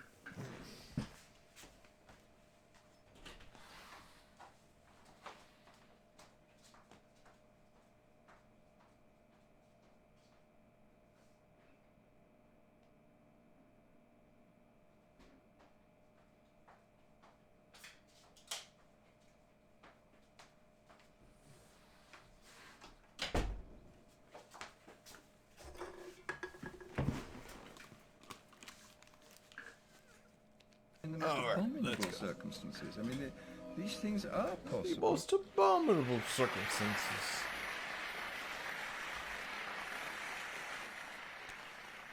The elite have left a massive wave of destruction behind them as they cold-bloodedly chemtrails. experiment on civilian populations as if we Oh no, he's actually going chemtrails, are isn't lab he? rats.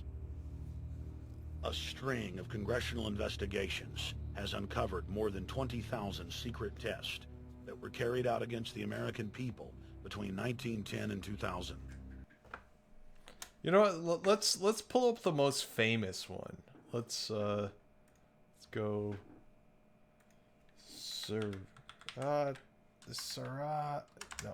Atia Marcinistus.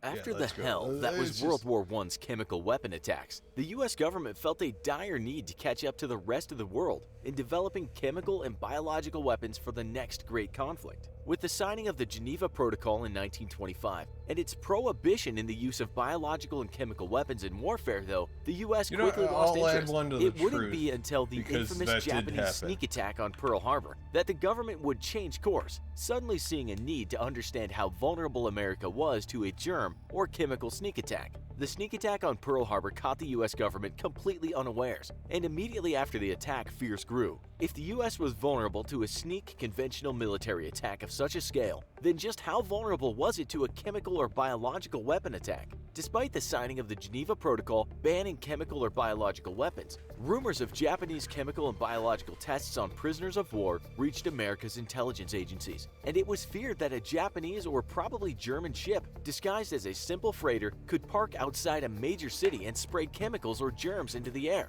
infecting hundreds of thousands of Americans. In 1942, President Roosevelt signed into action the first biological warfare program, which would be overseen by the National Academy of Sciences. Its primary aims were to develop biological weapons for military use, should an enemy break international law. Then it was thought that the U.S. needed to be ready to retaliate in kind. The second aim, however, was to explore just how vulnerable the U.S. population and its infrastructure were to a chemical biological attack. The War Research Service was thus created, with George W. Merck of the Merck Pharmaceutical Company leading it. Work on developing new bio and chemical weapons immediately began, though thankfully they were never used. At the end of the war, Merck warned that work on discovering America's vulnerabilities and developing new capabilities to act as a deterrent couldn't be ignored during a time of peace. Merck went on to say it must be continued on a sufficient scale to provide an adequate defense. In 1948, a committee on biological warfare was established and overseen by bacteriologist Ira Baldwin, with one of the first reports determining that the United States was extremely vulnerable to a sneak attack of chemical or biological weapons. This report alarmed the president, who immediately wanted to know just how vulnerable America was. Yet this was something that could only be discovered in one way: a series of open-air tests with real live germs. In order to best simulate a hostile attack with deadly bacteria, the committee decided on the use of Bacillus golbezii and Serratia marcescens, two strains of bacteria believed to be non-pathogenic and relatively harmless. Fun fact, Serratia marcescens is the, you ever get that pink sort of like slime in your shower? You haven't cleaned it for a while? That's Serratia marcescens. And there's a good chance that it may have actually came from the U.S. government. You might have a partial bit of this leftover Serratia marcescens in your shower. I don't know how to confirm this, but it's possible. To humans. Serratia marcescens. It does cause infections on oven wounds, though, which is not good. And it can infect people with compromised immune systems. Had one other major benefit going for it. It would turn food and surfaces it colonized a bright red, making it easier to identify and track its dispersion across a major city. With assurances that the bacteria involved were harmless to humans, the green light was given for the first biological attack on U.S. soil, carried out by the U.S. government itself. On September 20th, 1950, a U.S. Navy vessel steamed across the mouth of the San Francisco Bay. In her hold were millions of gallons of water infested with two strains of bacteria, which was pumped out and vaporized through special nozzles. San Francisco was chosen because of its favorite. Like, this shit was fucked up. Like, for all I say about how Alex Jones is full of shit, this shit, the real shit is just as insane as Alex Jones. You just gotta figure out who's grifting and who's actually telling the truth, because U.S. government is not very good at hiding shit like this. You can find real shit like this all over the place. And it's way more fun and interesting than anything Alex Jones ever had. Favorable wind conditions and geography. Wind coming in from the ocean would carry the bacteria across the entire city. Exactly the type of thing an enemy would seek to do in a real attack. For 30 minutes, the Navy ship sprayed thousands of gallons of infected water into the morning fog, creating 2-mile-long clouds. Carefully monitoring the time of release, temperature, wind speed, and humidity, U.S. agents then collected samples all across the city just to see how far the bacteria were spread by the wind itself. For one whole week, September 20th through September 27th, the U.S. government sprayed bacteria into San Francisco, monitoring how widely they were dispersed. Not only were the bacteria used believed to be harmless to humans, but another benefit of both strains of bacteria was their extreme rarity in San Francisco, or even California for that matter. That would make Yeah, I like it. My personal conspiracy theory is that the U.S. government is the reason I have pink scum in my shower all the time. Like, those are the real conspiracy theories. This shit caused the problem where I have to scrub my shower more often than I would normally need to because they're fucking fake biological weapons. I will destroy Any them. reports of infections easy to track. With 7 days of spraying, nearly the entire city received 500 particle minutes per liter of air breathed, meaning that almost all of the 800,000 people in San Francisco at the time inhaled 5,000 or more particles per minute during the several hours that the germs remained airborne. The government concluded that a sneak attack using chemical or biological weapons was entirely feasible against an American city, and that such an attack could result in the infection of the majority of the city. The entire exercise had gone off without a Oh god, don't let the COVID people, conspiracy theories, find out about this. Don't ever let them hitch. find out. It was a great success in revealing America's vulnerability. Yet, just days after the end of the spraying, trouble began to pop up. A few days after the end of the test, a 75-year-old man named Edward Nevin contracted a urinary tract infection and fell extremely ill. Just a month earlier, he had undergone a successful prostate gland surgery and was well on his way to recovery until the mysterious illness. Running several labs on Nevin, the hospital was shocked to discover Serratia marcescens, an extremely rare bacteria that had never once been recorded in the hospital before. By mid-October, the bacteria had spread to Nevin's Oh heart. shit! So I guess my conspiracy theory is probably true. It's an incredibly rare bacteria, but now it's like, it's your shower scum. Thanks, oh Bobby. Thanks for this. And he died. Over the 1970s, oh next Bobby. 6 months, 10 more patients were admitted to the hospital with infections caused by Serratia marcescens, though all 10 would recover. A panic ensued as doctors and researchers tried to discover the cause of this sudden outbreak, fearful of a larger event on the horizon. Like, that's just such a weird reality. The pink scum in your showers because of the U.S. government fucking around with rare diseases. And I'm proud to be an American where my showers got pink scum. And it's 'cause they spray Serratia marcescens in the air. And I proudly stand up with my sponge and I scrub the tile down. And I won't forget they sprayed this shit that covers my shower in pink. God bless America and Serratia marcescens. I will lick it off the tile. I'm MAGA. Trump Yet won. no source could be identified, and thankfully for the people of San Francisco, the small outbreak seemed to disappear just as mysteriously as it had started. The U.S. government, though, took note of the outbreak, conducting its own 4-man investigation into the matter. Their tests were supposed to help discover the best way to protect people from an attack, not to actually make them sick. General William Creasy spearheaded an effort to reassess the pathogenic nature of Serratia marcescens, and in a 2-page report, the investigators explained that the bacteria was not an ideal simulant after the San Francisco illness. A bacteria that had previously been thought to be completely harmless had instead been found to be potentially fatal. Yet other... You don't say...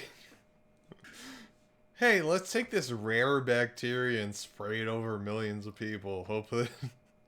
Hope that everybody's immune system is healthy. The government scientists concluded that the bacteria was only fatal in extremely rare circumstances, and only for those with severely weakened immune systems, such as Edward Nevin's. They went on to justify its use and continue testing by saying, on the basis of our study, we conclude that Serratia marcescens is so rarely a cause of illness, and the illness resulting is predominantly so trivial, that its use as a... Yeah, but some people... It's potentially fatal. It's not trivial. It didn't need to happen. Simulant should be continued, even over populated areas. Thus, government testing of biological agents would continue for 25 years. Arizona, no. I don't want to...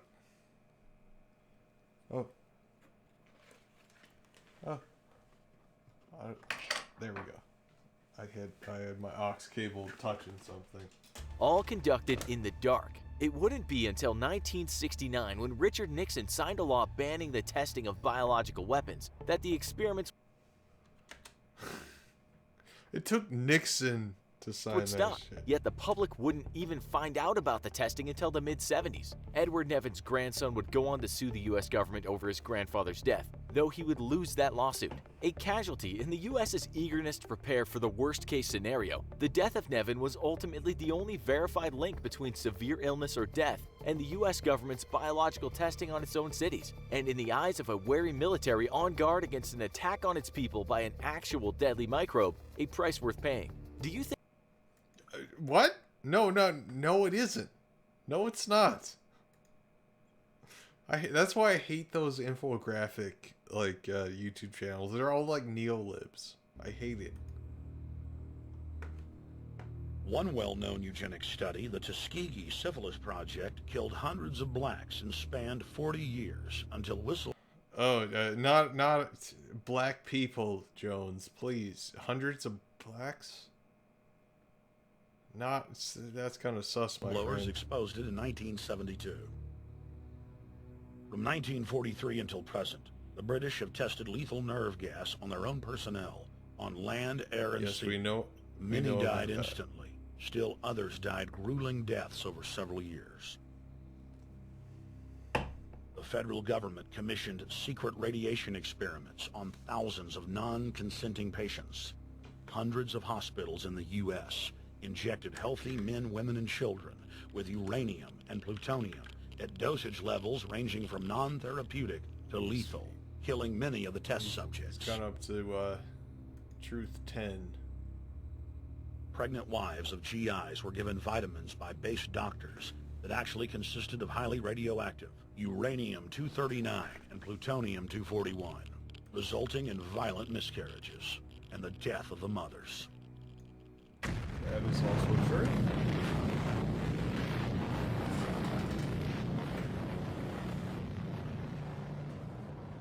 Soldiers, sailors, and Marines were used as guinea pigs in hundreds of atomic and hydrogen bomb tests. That's true. Patriotic He's Americans just going with were the raised easy shit side by right now. side with lab animals.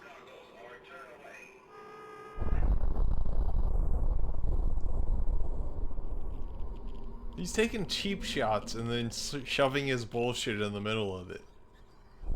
Like, this was totally fucked. Pilots were forced to repeatedly fly through mushroom clouds of DNA-destroying radiation.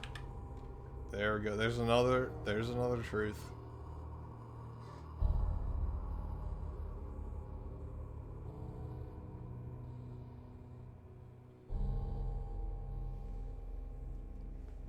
From 1951 to 1961, the U.S. Army paid Israel's health ministry 3 million lira to conduct radiation testing on Sephardic children that immigrated to Israel. The government-run public schools would tell the children that they were going to get a medical checkup and that they were receiving an X-ray.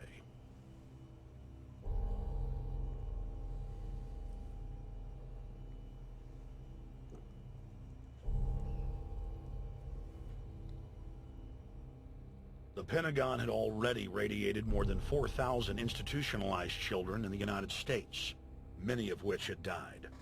More than cheap 110,000 shots of the darker-skinned Jews were given 35,000 times the maximum dose of X-rays to the head repeatedly. Many of the children died within months. All of them lost their hair. Some still live today and endure excruciating health problems. The covert testing of chemical, biological, and radiological agents on unsuspecting populations continues worldwide today. From 1940 to 1979, the vast majority of the British population was sprayed by aircraft more than 2,000 times with deadly chemicals and microorganisms without ever being told. In 1968, the Pentagon tested a deadly bioweapon on New York subways and placed personnel in local hospitals to monitor the effects. Aggressive sterilization of men and women continued in many states until the mid-1980s.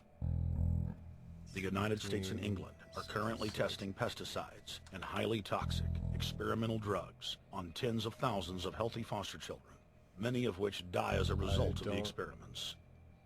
Democracy Prisons across the now. nation have forced inmates to participate in grisly experiments, ranging from pesticide studies to having tablets of dioxin sewn into their backs.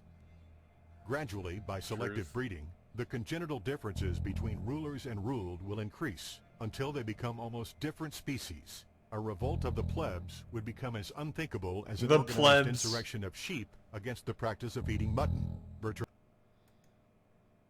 Like, I think Bertrand Russell was being a philosopher. He's talking about philosophy. Russell. So he's like, this is what super rich people would think about if the people tried to take over the Wells, government. Aldous Huxley, Bertrand Russell, and hundreds of other eugenicists constantly bragged about how the establishment believed themselves to be a separate, more advanced species than the common man. Humanity may split into two subspecies in 100,000 years' time, is predicted by H.G. Wells, an expert has said. So H.G. Wells wrote that in like the early 1900s, so it's just H.G. Wells. Top eugenicists were bold enough to admit that their real goal was not improving the heredity of the commoner, but to further dumb them down so that they could be more manageable. Nobel Prize winner Russell wrote at length about how vaccinations filled with mercury and other brain-damaging compounds would induce partial chemical lobotomies.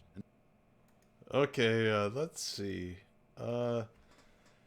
Bertrand Russell mercury vaccines. I have a feeling this is total bullshit.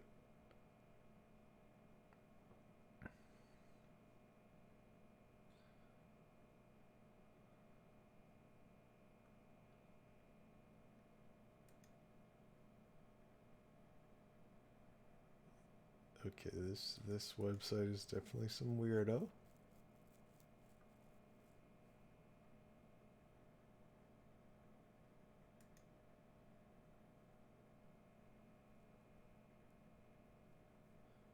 You know, from what I've seen for the sources, let's add one to the lie pile because he never said this. I guarantee it.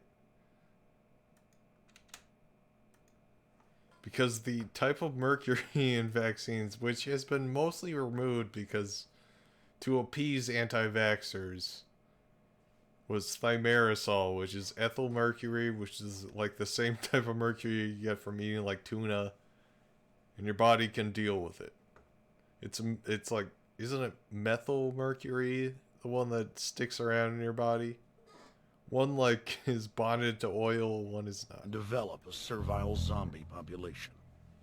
Diet, injections, and injunctions will combine from a very early age to produce the sort of character and the sort of beliefs that the authorities consider desirable. Yeah, he was talking about his book. He was talking about like the world he envisioned in Brave New World. And any serious criticism. One of his most famous work. The powers that be will become psychologically impossible. Bertrand Russell. Over 100 years ago, he obviously had a theory about how the future might be. He's talking about his fiction. Genesis social planners said that they'd use mind-altering drugs to control the population. Again, where's my soma? 2007, more than 20% of the U.S. population were on some type of prescription antidepressant. Yeah, what of it? What of it? What of it, Jones? I don't feel sad no more. I can watch your shit and I cannot get depressed about it. It gives me superpowers, motherfucker. Let's check Parler.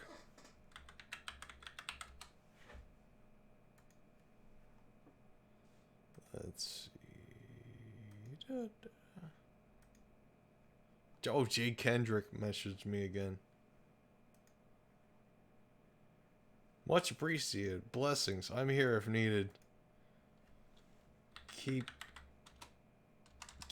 the flag in your prayers. Praise. Father. Hashtag MAGA.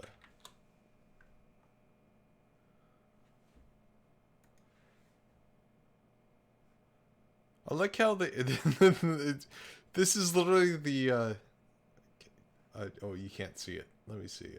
Let me go to browser. This is literally the logo of Telegram.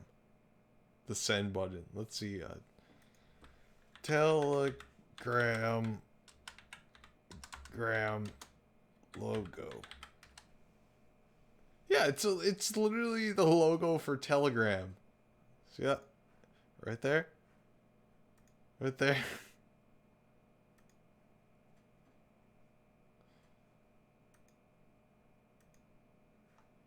Okay, notifications. Holy shit, they keep just upvoting the guns. Martial law? I got another upvote on the martial law. Okay. But in the case of foster children, a sector where the state has total control, That is an ICE detention camp, Jones. at least 2/3 are forced to take. They existed during Obama. I don't know if you realize that. I think it's time for another beer. All right, give me a second. I'll be right back. Oh, I gotta shrink my. There we go.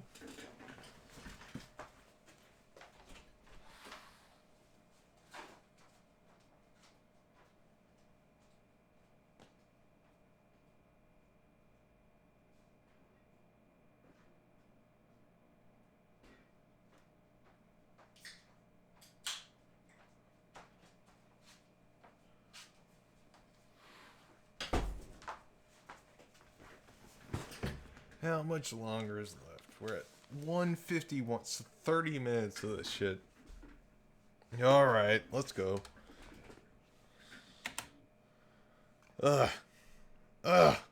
Take a cocktail made up of, on average, 7 psychotropic drugs. Chairman of the Texas Society of Psychiatric Physicians, Joe Burkett, testified before the State House Select Committee hearing on psychotropic drugs in foster care and shocked the public when he said that 2/3 of foster children in Texas had been placed on psychiatric drugs because they were very, very sick from a bad gene pool. What? Okay, that's sus. Okay, you know what? What is this from? You know, I award you no points because this looks like some like Word document. No points. A lot of these kids come from bad gene pools. Okay, never mind. Gotta give it to him. Let's go. 19 truth. They don't have stable parents making good decisions. Besides the gene pools, they've then been traumatized by abuse, neglect, and problems, and then they've been traumatized by separation, and all those things predispose to mental illness. The Western world is now implementing eugenics pre-crime policies. Fetuses are now being pre-screened according to family histories of crime. 62. From Portland, Oregon to London, England, Child Protective Services 63. are enrolling newborn children into criminal databases at birth and forcing 64. them to attend probation hearings at age 2. 65. The overlords of scientific dictatorship are ruthlessly prosecuting a war on our most defenseless. 66. In December of 1974, the U.S. government made third world population reduction a central national security issue. 67. The operation plan, titled National Security Study Memorandum 200, was simply a regurgitation of the British Commission on Population, created by King George VI of England 68. in 1944, which openly stated that populous third world nations posed a threat to the international elite's monopoly of global power. 69. The Kissinger-authored U.S. plan targeted 13 key countries where massive population reduction was called for. Kissinger recommended that IMF 70. and World Bank loans be given on Population condition that growth nations is not the same as initiate population aggressive reduction. control programs, such as sterilization. Kissinger also recommended 71. that food be used as a weapon, and that instigating wars was also 72. a helpful tool in reducing population. In 73. 1972, the Nixon White House also implemented a eugenics policy which was directed by George Herbert Walker Bush, then United States Ambassador to the United Nations. Bush advised China on the formulation of their one-child policy and directed the federal government to forcibly sterilize more than 40% of Native American women on reservations. Okay, the Bilderberg-dominated Club of Rome advocated environmentalism as the best front to implement population reduction. 74. Western populations would accept serfdom if it was packaged as saving the earth. 75.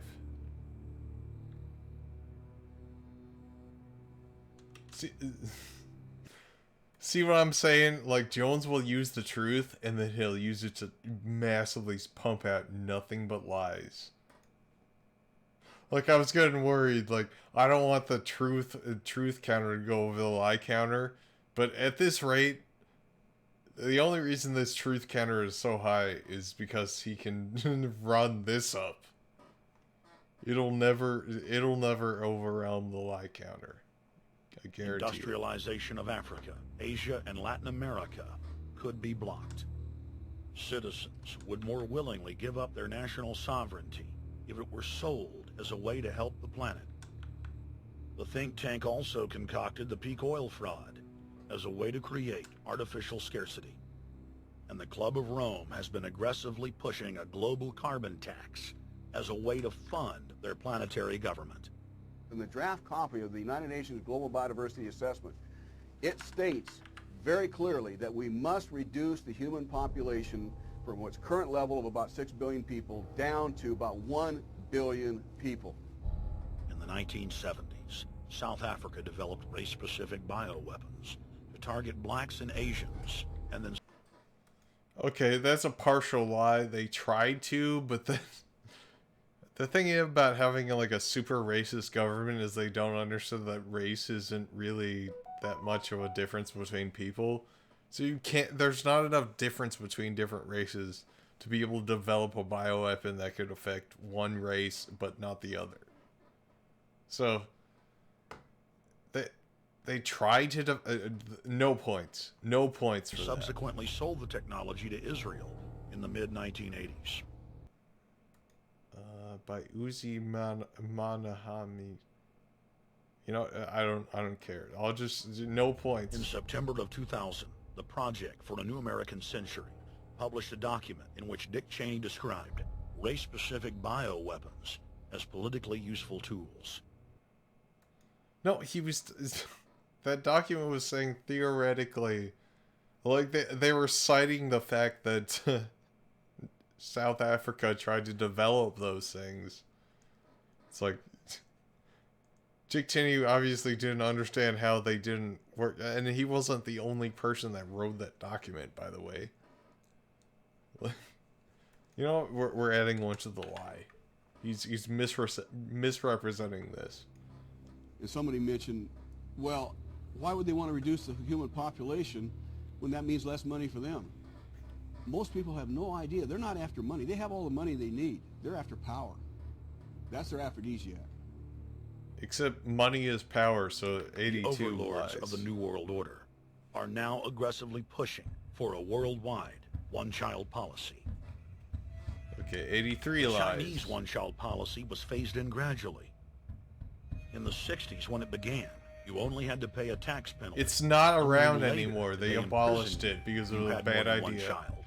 Now the exact same proposals to penalize couples who have more than one child are being made in the United States, England, and Europe. In the push to reduce global warming, children, let's go according to some, are new 86 because he culprits. lied A think about tank 3 in the different UK places. says too many kids are what's making the planet worse, saying large families, anything over 2 children really, should be frowned upon as an environmental no-no, akin to not reusing your plastic bags, driving one of those big gas-guzzling cars. Okay, now you're using taking like a long right-wing trips source, so overseas. we'll The put UK, in fact, has 87. negative growth. I think Canada does too. That still, families in our rich countries 89. should have more than 2 kids. In 1998, Ted Turner pledged to give more than $1 billion to the United Nations to be spent in the implementation of population reduction policies planet-wide. Population growth reduction.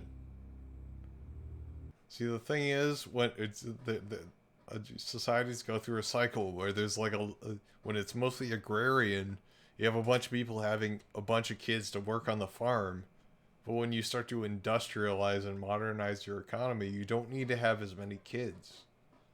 So the thing is, like, a lot of like population growth reduction has to do with like modernizing economies, which when new libs are doing it is not a good thing, but like modernizing economy reduces population growth.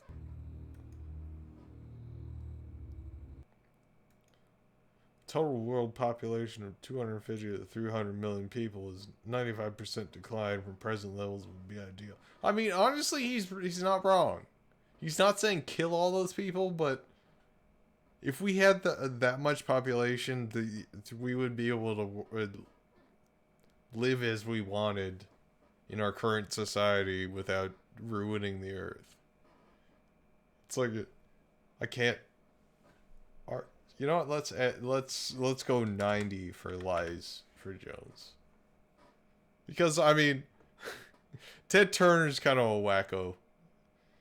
He says like shit like this and doesn't realize people are gonna take him out of context. But Alex Jones is taking him out of context, so I gotta give him 90 on the lies. Not a good ratio, Jones. In 1999, the Bill and Melinda Gates Foundation gave $2.2 billion to Planned Parenthood, the United Nations Population Fund, and other population reduction groups. By 2007, the Gates had given more than $30 billion, almost exclusively to population control groups. Okay, first of all, no points because that's not nefarious unless you're an anti-abortion weirdo. The controlled corporate press. You two, the people of the year are Bill and Melinda Gates and Bono. Cynically reported that the Gates were giving the money to help third world children.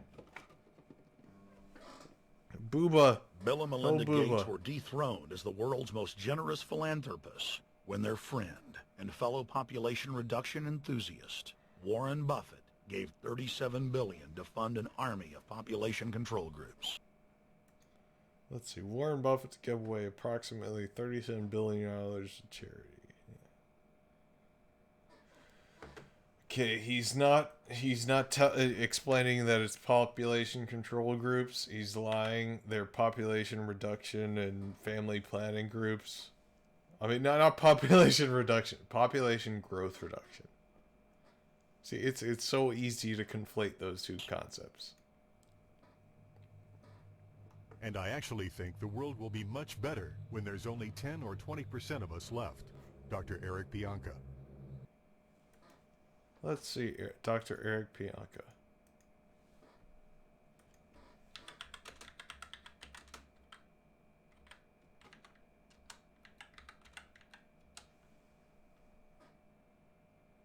He doesn't have a Wikipedia page.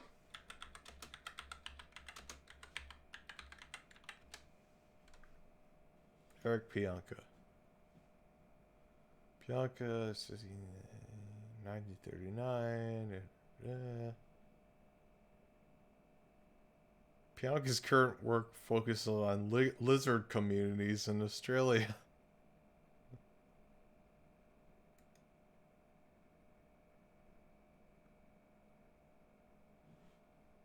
Pianka is stated that Mims took his... Okay, let's see.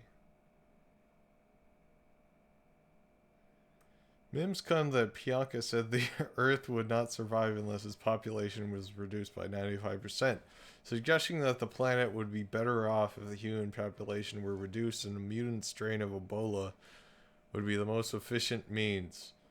Mims' affiliate of the Discovery Institute, William Dembski, then informed the Department of Homeland Security that Pianka's speech may have been intended to foment bioterrorism. This resulted in the Federal Bureau of Investigation interviewing Pianka in Austin. Oh, it's just butthurt conspiracy theorists. Like, he said he's gonna bioterrorist us. Pianka has stated that Mims took his statement out of context and that he was simply describing what would happen from biological principles alone if present human population trends continue, and that he was not in any way advocating for it to happen. The Texas Academy, which hosted the speech, released a statement asserting that many of Dr. Pianka's statements have been severely misconstrued and sensationalized.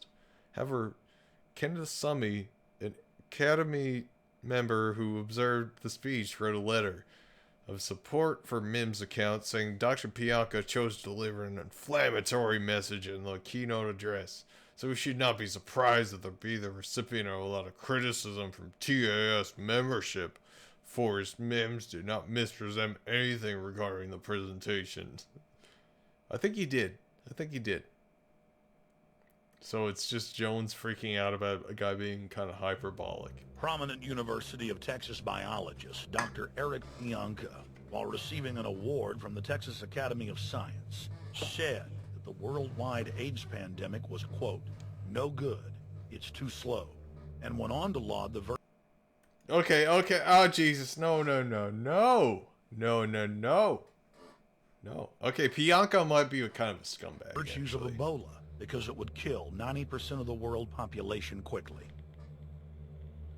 When his statements erupted into a national controversy, his graduate students defended him, stating that Pianka was too conservative and that all humans should be killed. But most frightening was the fact that in a crowd of over 1,000 prominent scientists, local newspapers reported that 95% of those in attendance gave Pianka sustained standing ovations every time he extolled the virtues of mass-culling microbes and it's almost as if they understand hyperbole. Man's destruction. He's not wrong. It would be easier to take care of the environment if people China there weren't as many people. He never said kill everyone, though. State, and they are able to force people to stop reproducing. Dr. Eric R. Pianka. Okay, Pianka's kind of he's kind of wacky.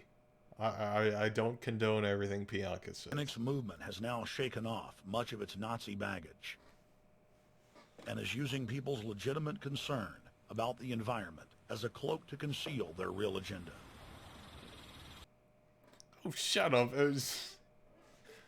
Okay, let's go 94. I don't think I was paying it up. 98. He told a bunch of lies about Pianka. Everyone wants to breathe clean air and have good water. But the controllers of the environmental movement That's have too done obvious nothing to but give him a co-opt point. people's concerns and parlay it into support for global policies that further destabilize the third world and create untold misery. Okay, I'll give him a truth for that. Global climate change policy has been shitty and not far enough. Phony environmental and conservation groups are now the biggest private landowners in the world. They lobby government to take property away from local populations, only to develop it themselves later. When the U.S. military dumps millions of gallons of nerve gas on the east coast of the U.S., they don't say a word. Thousands of companies are creating transgenic cross-species hybrids, splicing plants, animals, and insects, and releasing the new organisms into the global biosphere, vandalizing the very genetic code of the planet. And large environmental organizations do nothing. The corporate elite of the planet intensify. Can't do nothing if nothing's happening. Well, I mean, you can do nothing if nothing's their happening. push for a global taxation system with a year-long build-up to the Live Earth hysteria held on July 7th, 2007 Live Earth. on 7 continents. World leaders announced that saving the Earth was the new organizing principle for humanity and hailed it as the planet's new religion. Okay, 106 They lies. claimed that CO2, which plants breathe, was killing the Earth, and that we must reduce the number of children we have 107 to curtail lies. our carbon footprint. Countries across the world marked the day by passing new carbon tax schemes and raising taxes on gasoline. There haven't been many carbon taxes. It is a scientific fact that the sun is the main driver of planetary climate. 110. And the measurements are clear. The sun is becoming hotter, brighter. It has been slowly increasing thermal output in the last 100 years, causing warming, not just on Earth, but throughout the solar system. 17. 18. But the scientific facts and even the order of the planets didn't matter to one of the chief organizers of Live Earth, 19. David Mayer de Rothschild, heir to the British arm of the Rothschild forces. He's like, he didn't remember high school level order of the planets, so therefore he's wrong about global warming. When I called Rothschild on the order of the planets, he just laughed, thinking the audience wouldn't get it. He continued to count on the population's ignorance and claimed the global warming lobby has nothing to do with carbon taxes. I guess he hadn't spoken with his good personal friend, Al Gore. 21. Global warming, the time for debate is over. I think what you have to realize is that being environmentally sensitive and making money aren't mutually exclusive. There's a lot of money to be made in addressing this issue. But you guys are gobbling up all... Oh, God damn it, Rothschild. Like, we can save the planet but make millions of dollars doing it. No, like, no. You're going at this wrong. Do not let these people lead the charge on this shit. All the world's concerned to just simply line your pockets and make kids read your book in schools and do all this. It's a business, just like you said, Rothschild. It's not. Okay, Jones was right on that one. It's the same To David DeMayer, Rothschild is a business. He just admitted as such. Did. They're in Germany, red. Oh no! Oh no, dude! You just pulled a full-on anti-Semitism right there. You said David DeMayer Rothschild, who is Jewish, who is from a family that is part of a bunch of anti-Semitic conspiracy theories that you push constantly. You said, oh my God, his money-changing ancestor. That's Jones. You just did a trope right there. You just did body. Oh no. Oh no, my man. And I'm calling you out, Red Shield. We know it's a scam. A pollution-based tax system, principally CO2. We're causing it mainly, vast majority of it. The consequences are bad and will be catastrophic unless we act. The polar ice caps of Mars are receding at several miles a year, much faster than ours. There's another lie. 122 lies. And that the moons of Saturn and Jupiter are melting. In fact, several of their moons were ice and are now liquid seas. Now, how are SUVs causing that, David Rothschild? That's because those planets are closer to the sun, my friend. No, Jupiter and Saturn are not closer to the sun. David DeMayer Rothschild is a himbo. The only way you owned him is because he's a himbo. He's a rich himbo. Neither is Mars. Yeah. It's like, I paid more attention than you in high school. I think you'll find, right, that the very simple matter, and what I wanted to say, and this is my final point, forget your taxation theory, because actually it's not taxation. The actual answer is because Mars doesn't have an atmosphere, and there was a short solar maximum, and now it's over. And now Earth's ice caps are receding faster than Mars Price are. on the carbon. A tax is the best way. Cap and trade can also do it. If there were a carbon-based tax, would there be a need for an economy-wide cap and trade system? They are not either or. We can do both. I am in favor of both. How much time is left?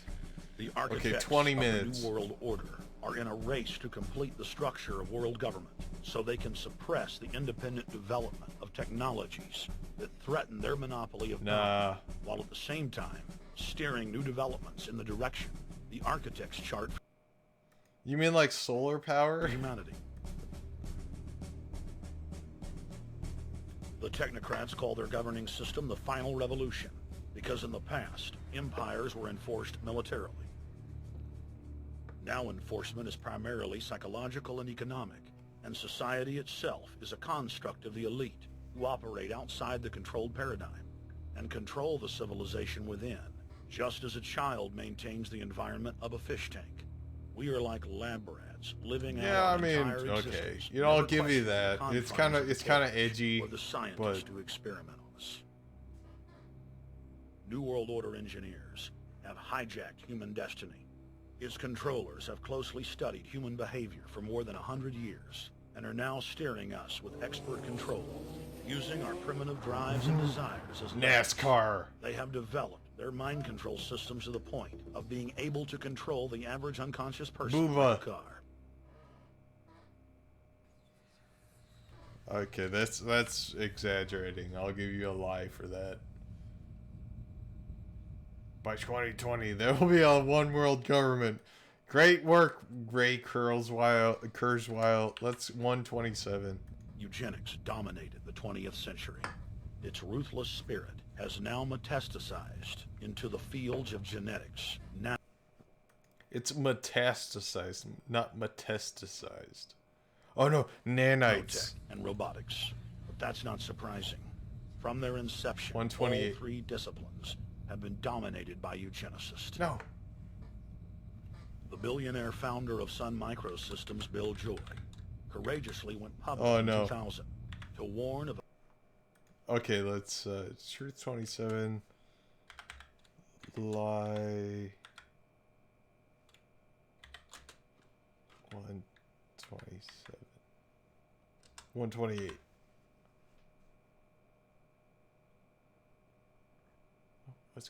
What's going on?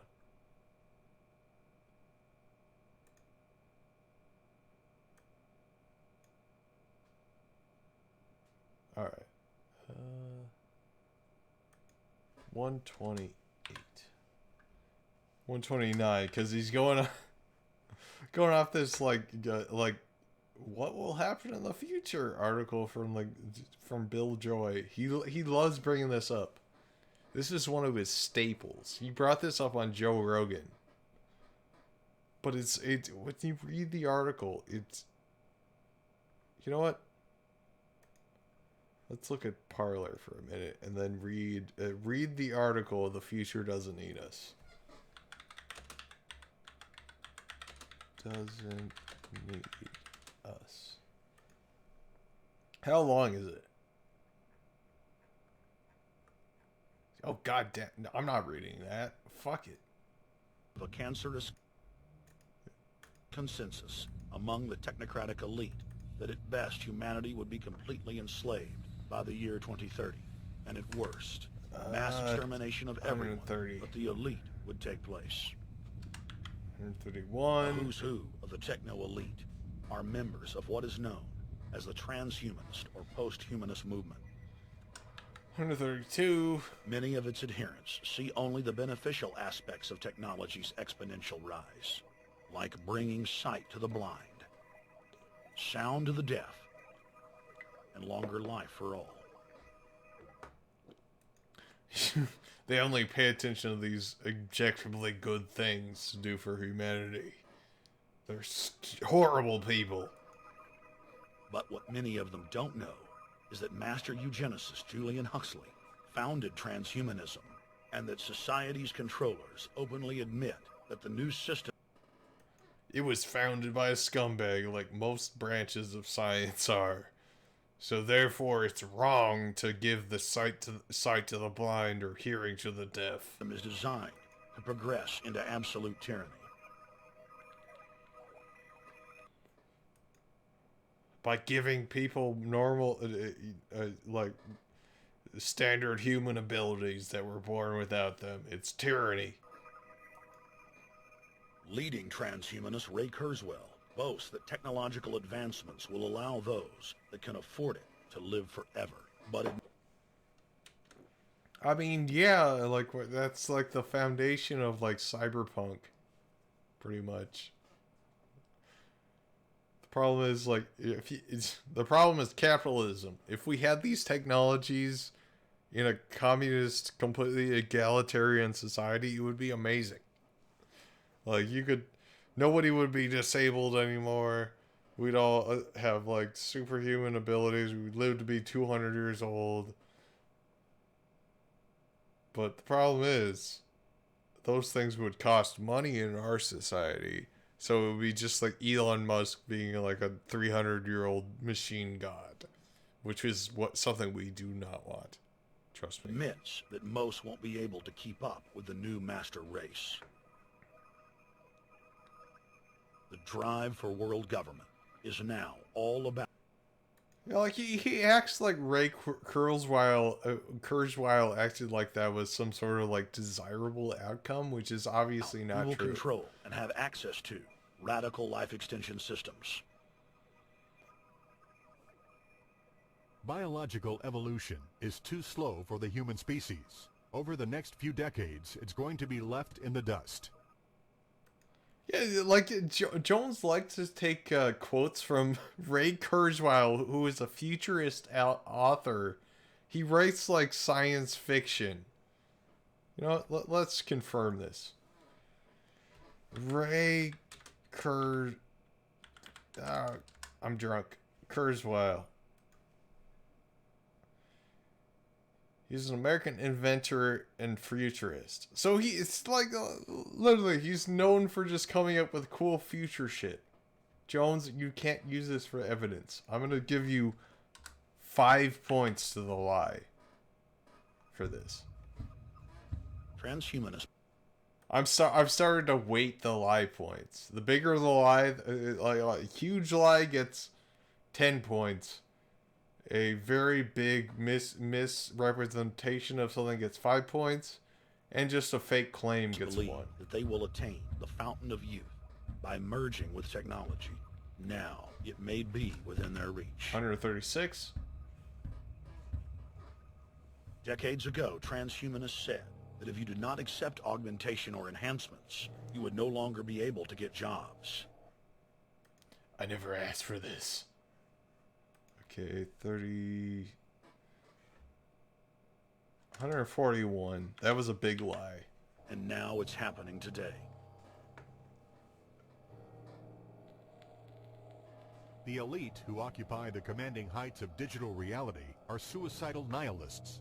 Suicidal nihilists know that there is no longer any substantive purpose to their willing, but they would always prefer to go on willing than not to act at all. They can very happily ally themselves with a notion of nuclear holocaust or perfect exterminism. I mean, that's just a quote, so I award neither side any points. Technology has become so powerful in its capacity for destruction that free humanity cannot afford to let psychopathic technocrats with delusions of grandeur repeat the mistakes of their forebears, because it is... I award you no points for an obvious point. But this time, they may destroy everything, including themselves in their mad rush for godhood. Okay, that relies on a false narrative. Let's give you 142 lie. In this film, we have chronicled the Overlord's bloody orgy of experiment. You know what? No, you have not chronicled anything worth of any note. Let's go 147. Which already claimed the lives of more than 150 million people in the 20th century. Stop! And now, they are promising to deliver an invincible tyranny that will dwarf their past exploits. That's wrong prediction. Wait, 148. There we go. In the days of World War II, there were sovereign nations and armies to stand against Hitler's final solution. Once world government is in place, no one will be able to stop the New World Order's plans for global population reduction. For those immune to psychological programming, hundreds of FEMA camps have already been built throughout the United States in their quest for population. That is literally an ICE detention camp. So let's go 156 live. Population reduction. No method is off the table. These dark builders intend to They're going to use the Spanish flu. 161. release a string of man-made bioweapons plagues, each one worse than the last, while at the same time expanding the police state to enforce an orderly extermination of the population, all in the name of fighting invisible terrorists. And the Georgia Guidestone. Okay, bringing up the Georgia Guidestones. 166. Stand today as a cold testament to the elite's sacred mission. 170. To have a That's not their two-class mission. system where the underclass are forced to live as slaves in tiny enclosed cities, while the elite enjoy the land of the earth, evolve into superhumans with the aid of advanced implantable technologies, live eternal lives, and travel throughout the cosmos. This is the promise given to the inner members of the New World Order and the agenda of the Bilderberg Group.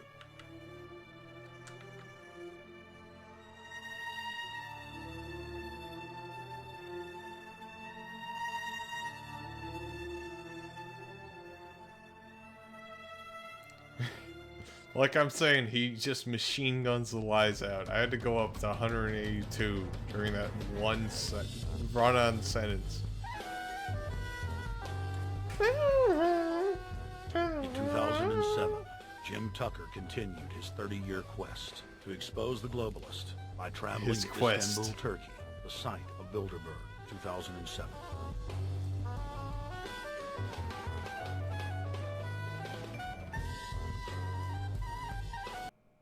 What is this, like Dave Matthews Band Arabic music? Jim Tucker, thank you for coming on, my friend. It's always... Gotta get another beer. And then we're gonna have some fun on YouTube. It's almost over. Got 10 more minutes of this. Okay, it's 2:11 to 2:19. So we got like 8 minutes left. 8 minutes. Finally, I'll be free.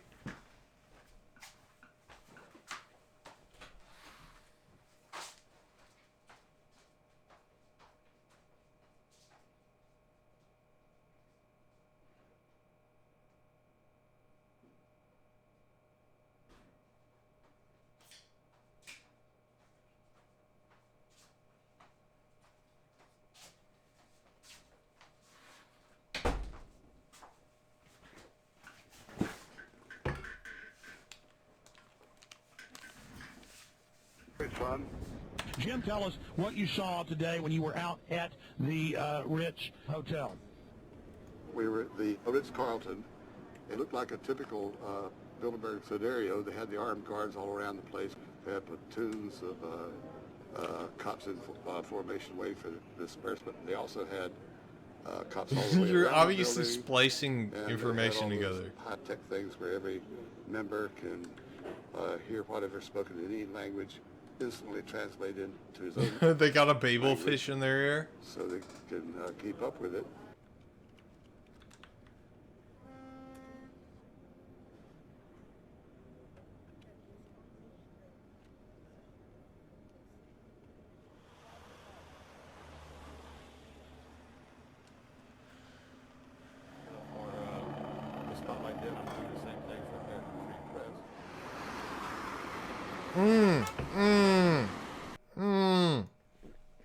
Jim Tucker just mentioned American Free Press.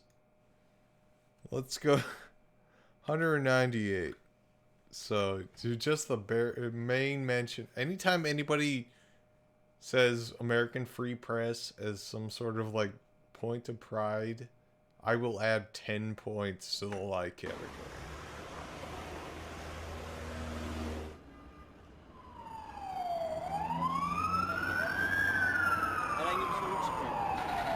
Hey, is the hotel open? Jim, I don't think you should fuck around with Turkish securities. They have a history. Let's just ask him directly.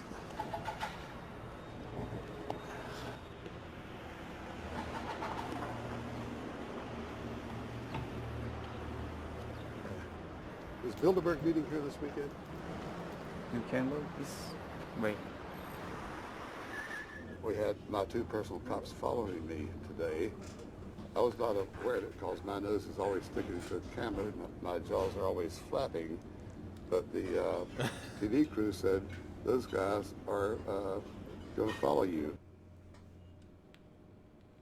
And their car followed us out to the hotel. Then they identified if you mess with the Turkish government, they're going to be real fucked up to you. But sport shirts and so forth. Yeah. That's the car that's been on our ass. Yeah. I want to photograph him. Yeah. You are, aren't you?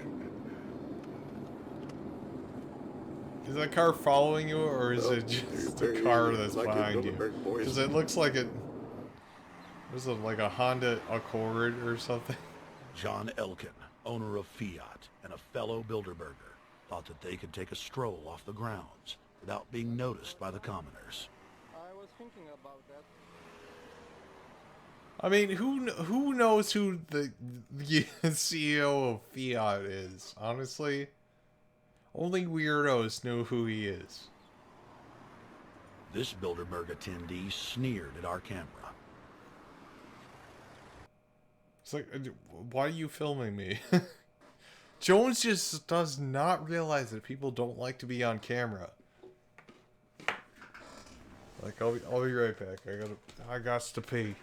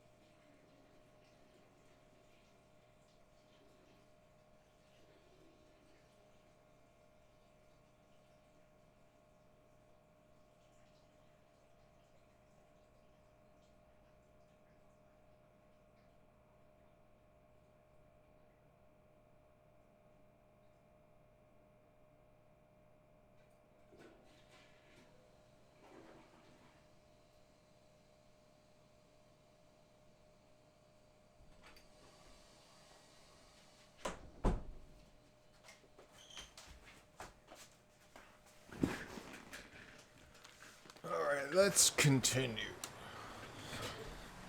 This carload of kingpins gave the media a murderous look and seemed shocked that they would dare point a camera. That wasn't a murderous look. It was like...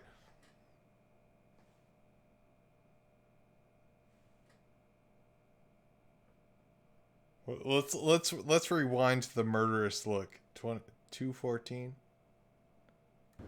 Then they identified the two cops in plain clothes, not business suits, but sport shirts and so forth. I'd murder you. Knife, stab, stab, stab. That's the car that's been on our ass? Yeah. I want to photograph him? Yeah.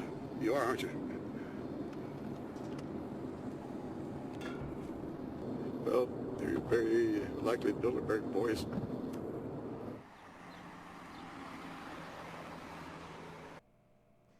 Like, what is the conclusion of that? Like, if you're getting followed by a car and then it's like, oh, they're Bilderberg boys, and then it's like, we're never going to talk about it again. John Elkin, owner of Fiat and a fellow Bilderberger, thought that they could take a stroll off the grounds without being noticed by the commoners. Again, nobody knows who the owner of Fiat is.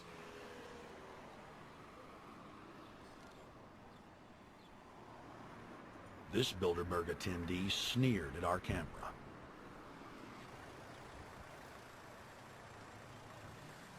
This carload of kingpins gave the media a murderous look and seemed shocked that they would dare point a camera in their direction.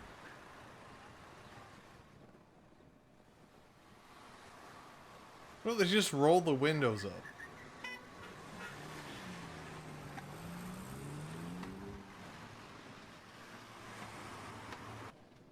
They were at a stoplight. In Come on. 2007, the Bilderberg Group received the heaviest global coverage in its history.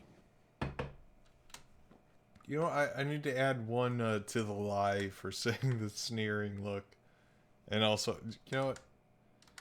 200 lies. So it's like 10% Jim Tucker truth. witnessed Right. press conferences attended by hundreds of members of the media and a new generation of info warriors, like reporter Paul Dornenze of Romania, are tracking the elite, no matter where they hide. 203. I'm pretty sure this guy's a Nazi now. Now, Jim, my governor, Rick Perry, it's in the front of the Dallas Morning News. The headline reads, Texas Governor Rick Perry... You smoking Lucky Strikes? That's a Lucky Strike. My man's old school. What does it mean to have the governor of Texas in the Dallas Morning News just admitting he's going to Bilderberg Group? It means he's a potential president, even as the obscure governor of Arkansas. Rick Perry's a potential president. It was funny how Jones had to retcon Rick Perry when he was made the Secretary of Energy and in charge of all the nuclear weapons in this country.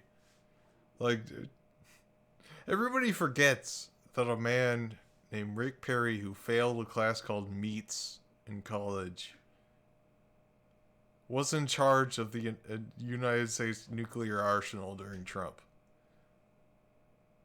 Like, I want to know what Rick Perry did as the head of the nuclear program. Like, holy Lost shit! his virginity at the Bilderberg meeting in Baden-Baden, Germany, in 1990. Wait, is he saying Bill Clinton lost his virginity at the Bilderberg meeting?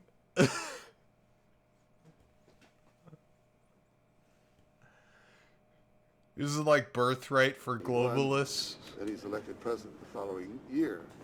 Now, if he goes nowhere in a run for the White House in the years ahead, they'll drop him like an old shoe. They do that often.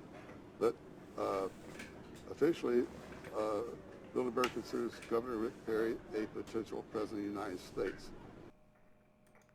Oh, how'd that work out for you? Yes, it's a violation of the Logan Act, for which Bill Clinton's White House was fined $300,000.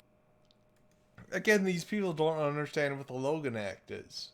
It just says you can't subvert the United States official policy without permission. And you can't be just like, I don't want to sell arms to this country. Is the U.S.'s main? I mean, no, that doesn't make any sense. It's like, I want to sell arms to Saudi Arabia is the main U.S. policy on something. You can't go around the back end and say, I don't want to send arms to Saudi Arabia and be like, hey, Russia, let's help block this. Like, that would be a violation of the Logan Act. This dude does not understand what the Logan Act is. He thinks going to the Bilderberg meeting means you violate the Logan Act, but they're not deciding policy. It's just like a theoretical meeting. They're talking about, like, what might happen. You're inviting a bunch of people that might be knowledgeable in, like, government politics and stuff. Like, hey, we're going to invite a bunch of, like, business leaders. Like, talk about what you think is going to happen this year so we can make stock decisions based on $1,000, which means the taxpayers paid it. That's all Bilderberg is. It's just a way to invite a bunch of politicians and business leaders to get stock tips.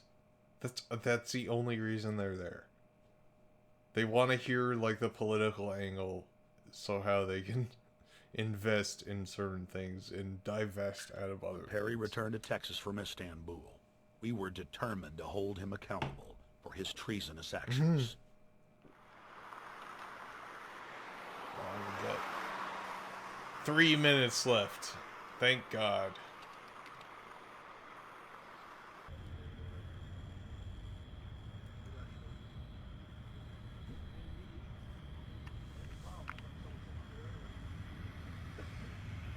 We don't want our roads, our water, our power plants, our entire infrastructure turned over to the New World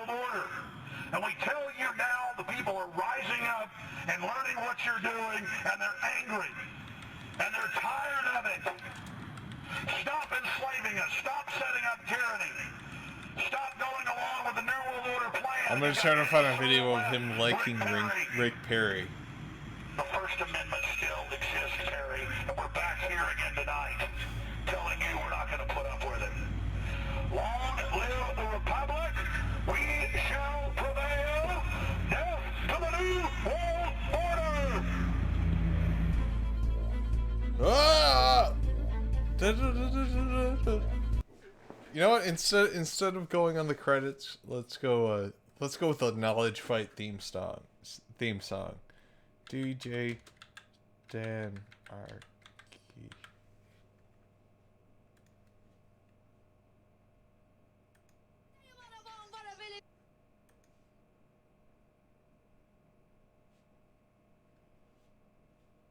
Oh no, he's got so many videos.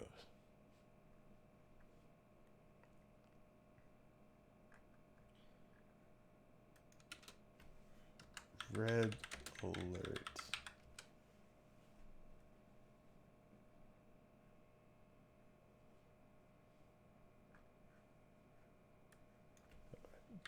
Now let's fight theme. There we go. Red alert, red alert, red alert, red alert, red alert, red alert, red alert, red alert, red alert. Knowledge fight. And Jordan, I am sweating.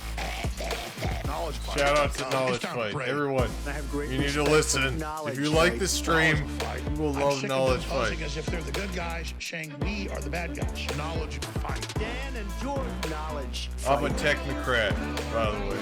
I need money. Andy in Kansas. Andy. Stop it. Andy in Kansas. Andy. It's time to pray. Andy in Kansas. It's time to pray. That we gotta do this. And that's why we're just out here doing simple things, pointing out that we're meant. You know what? No.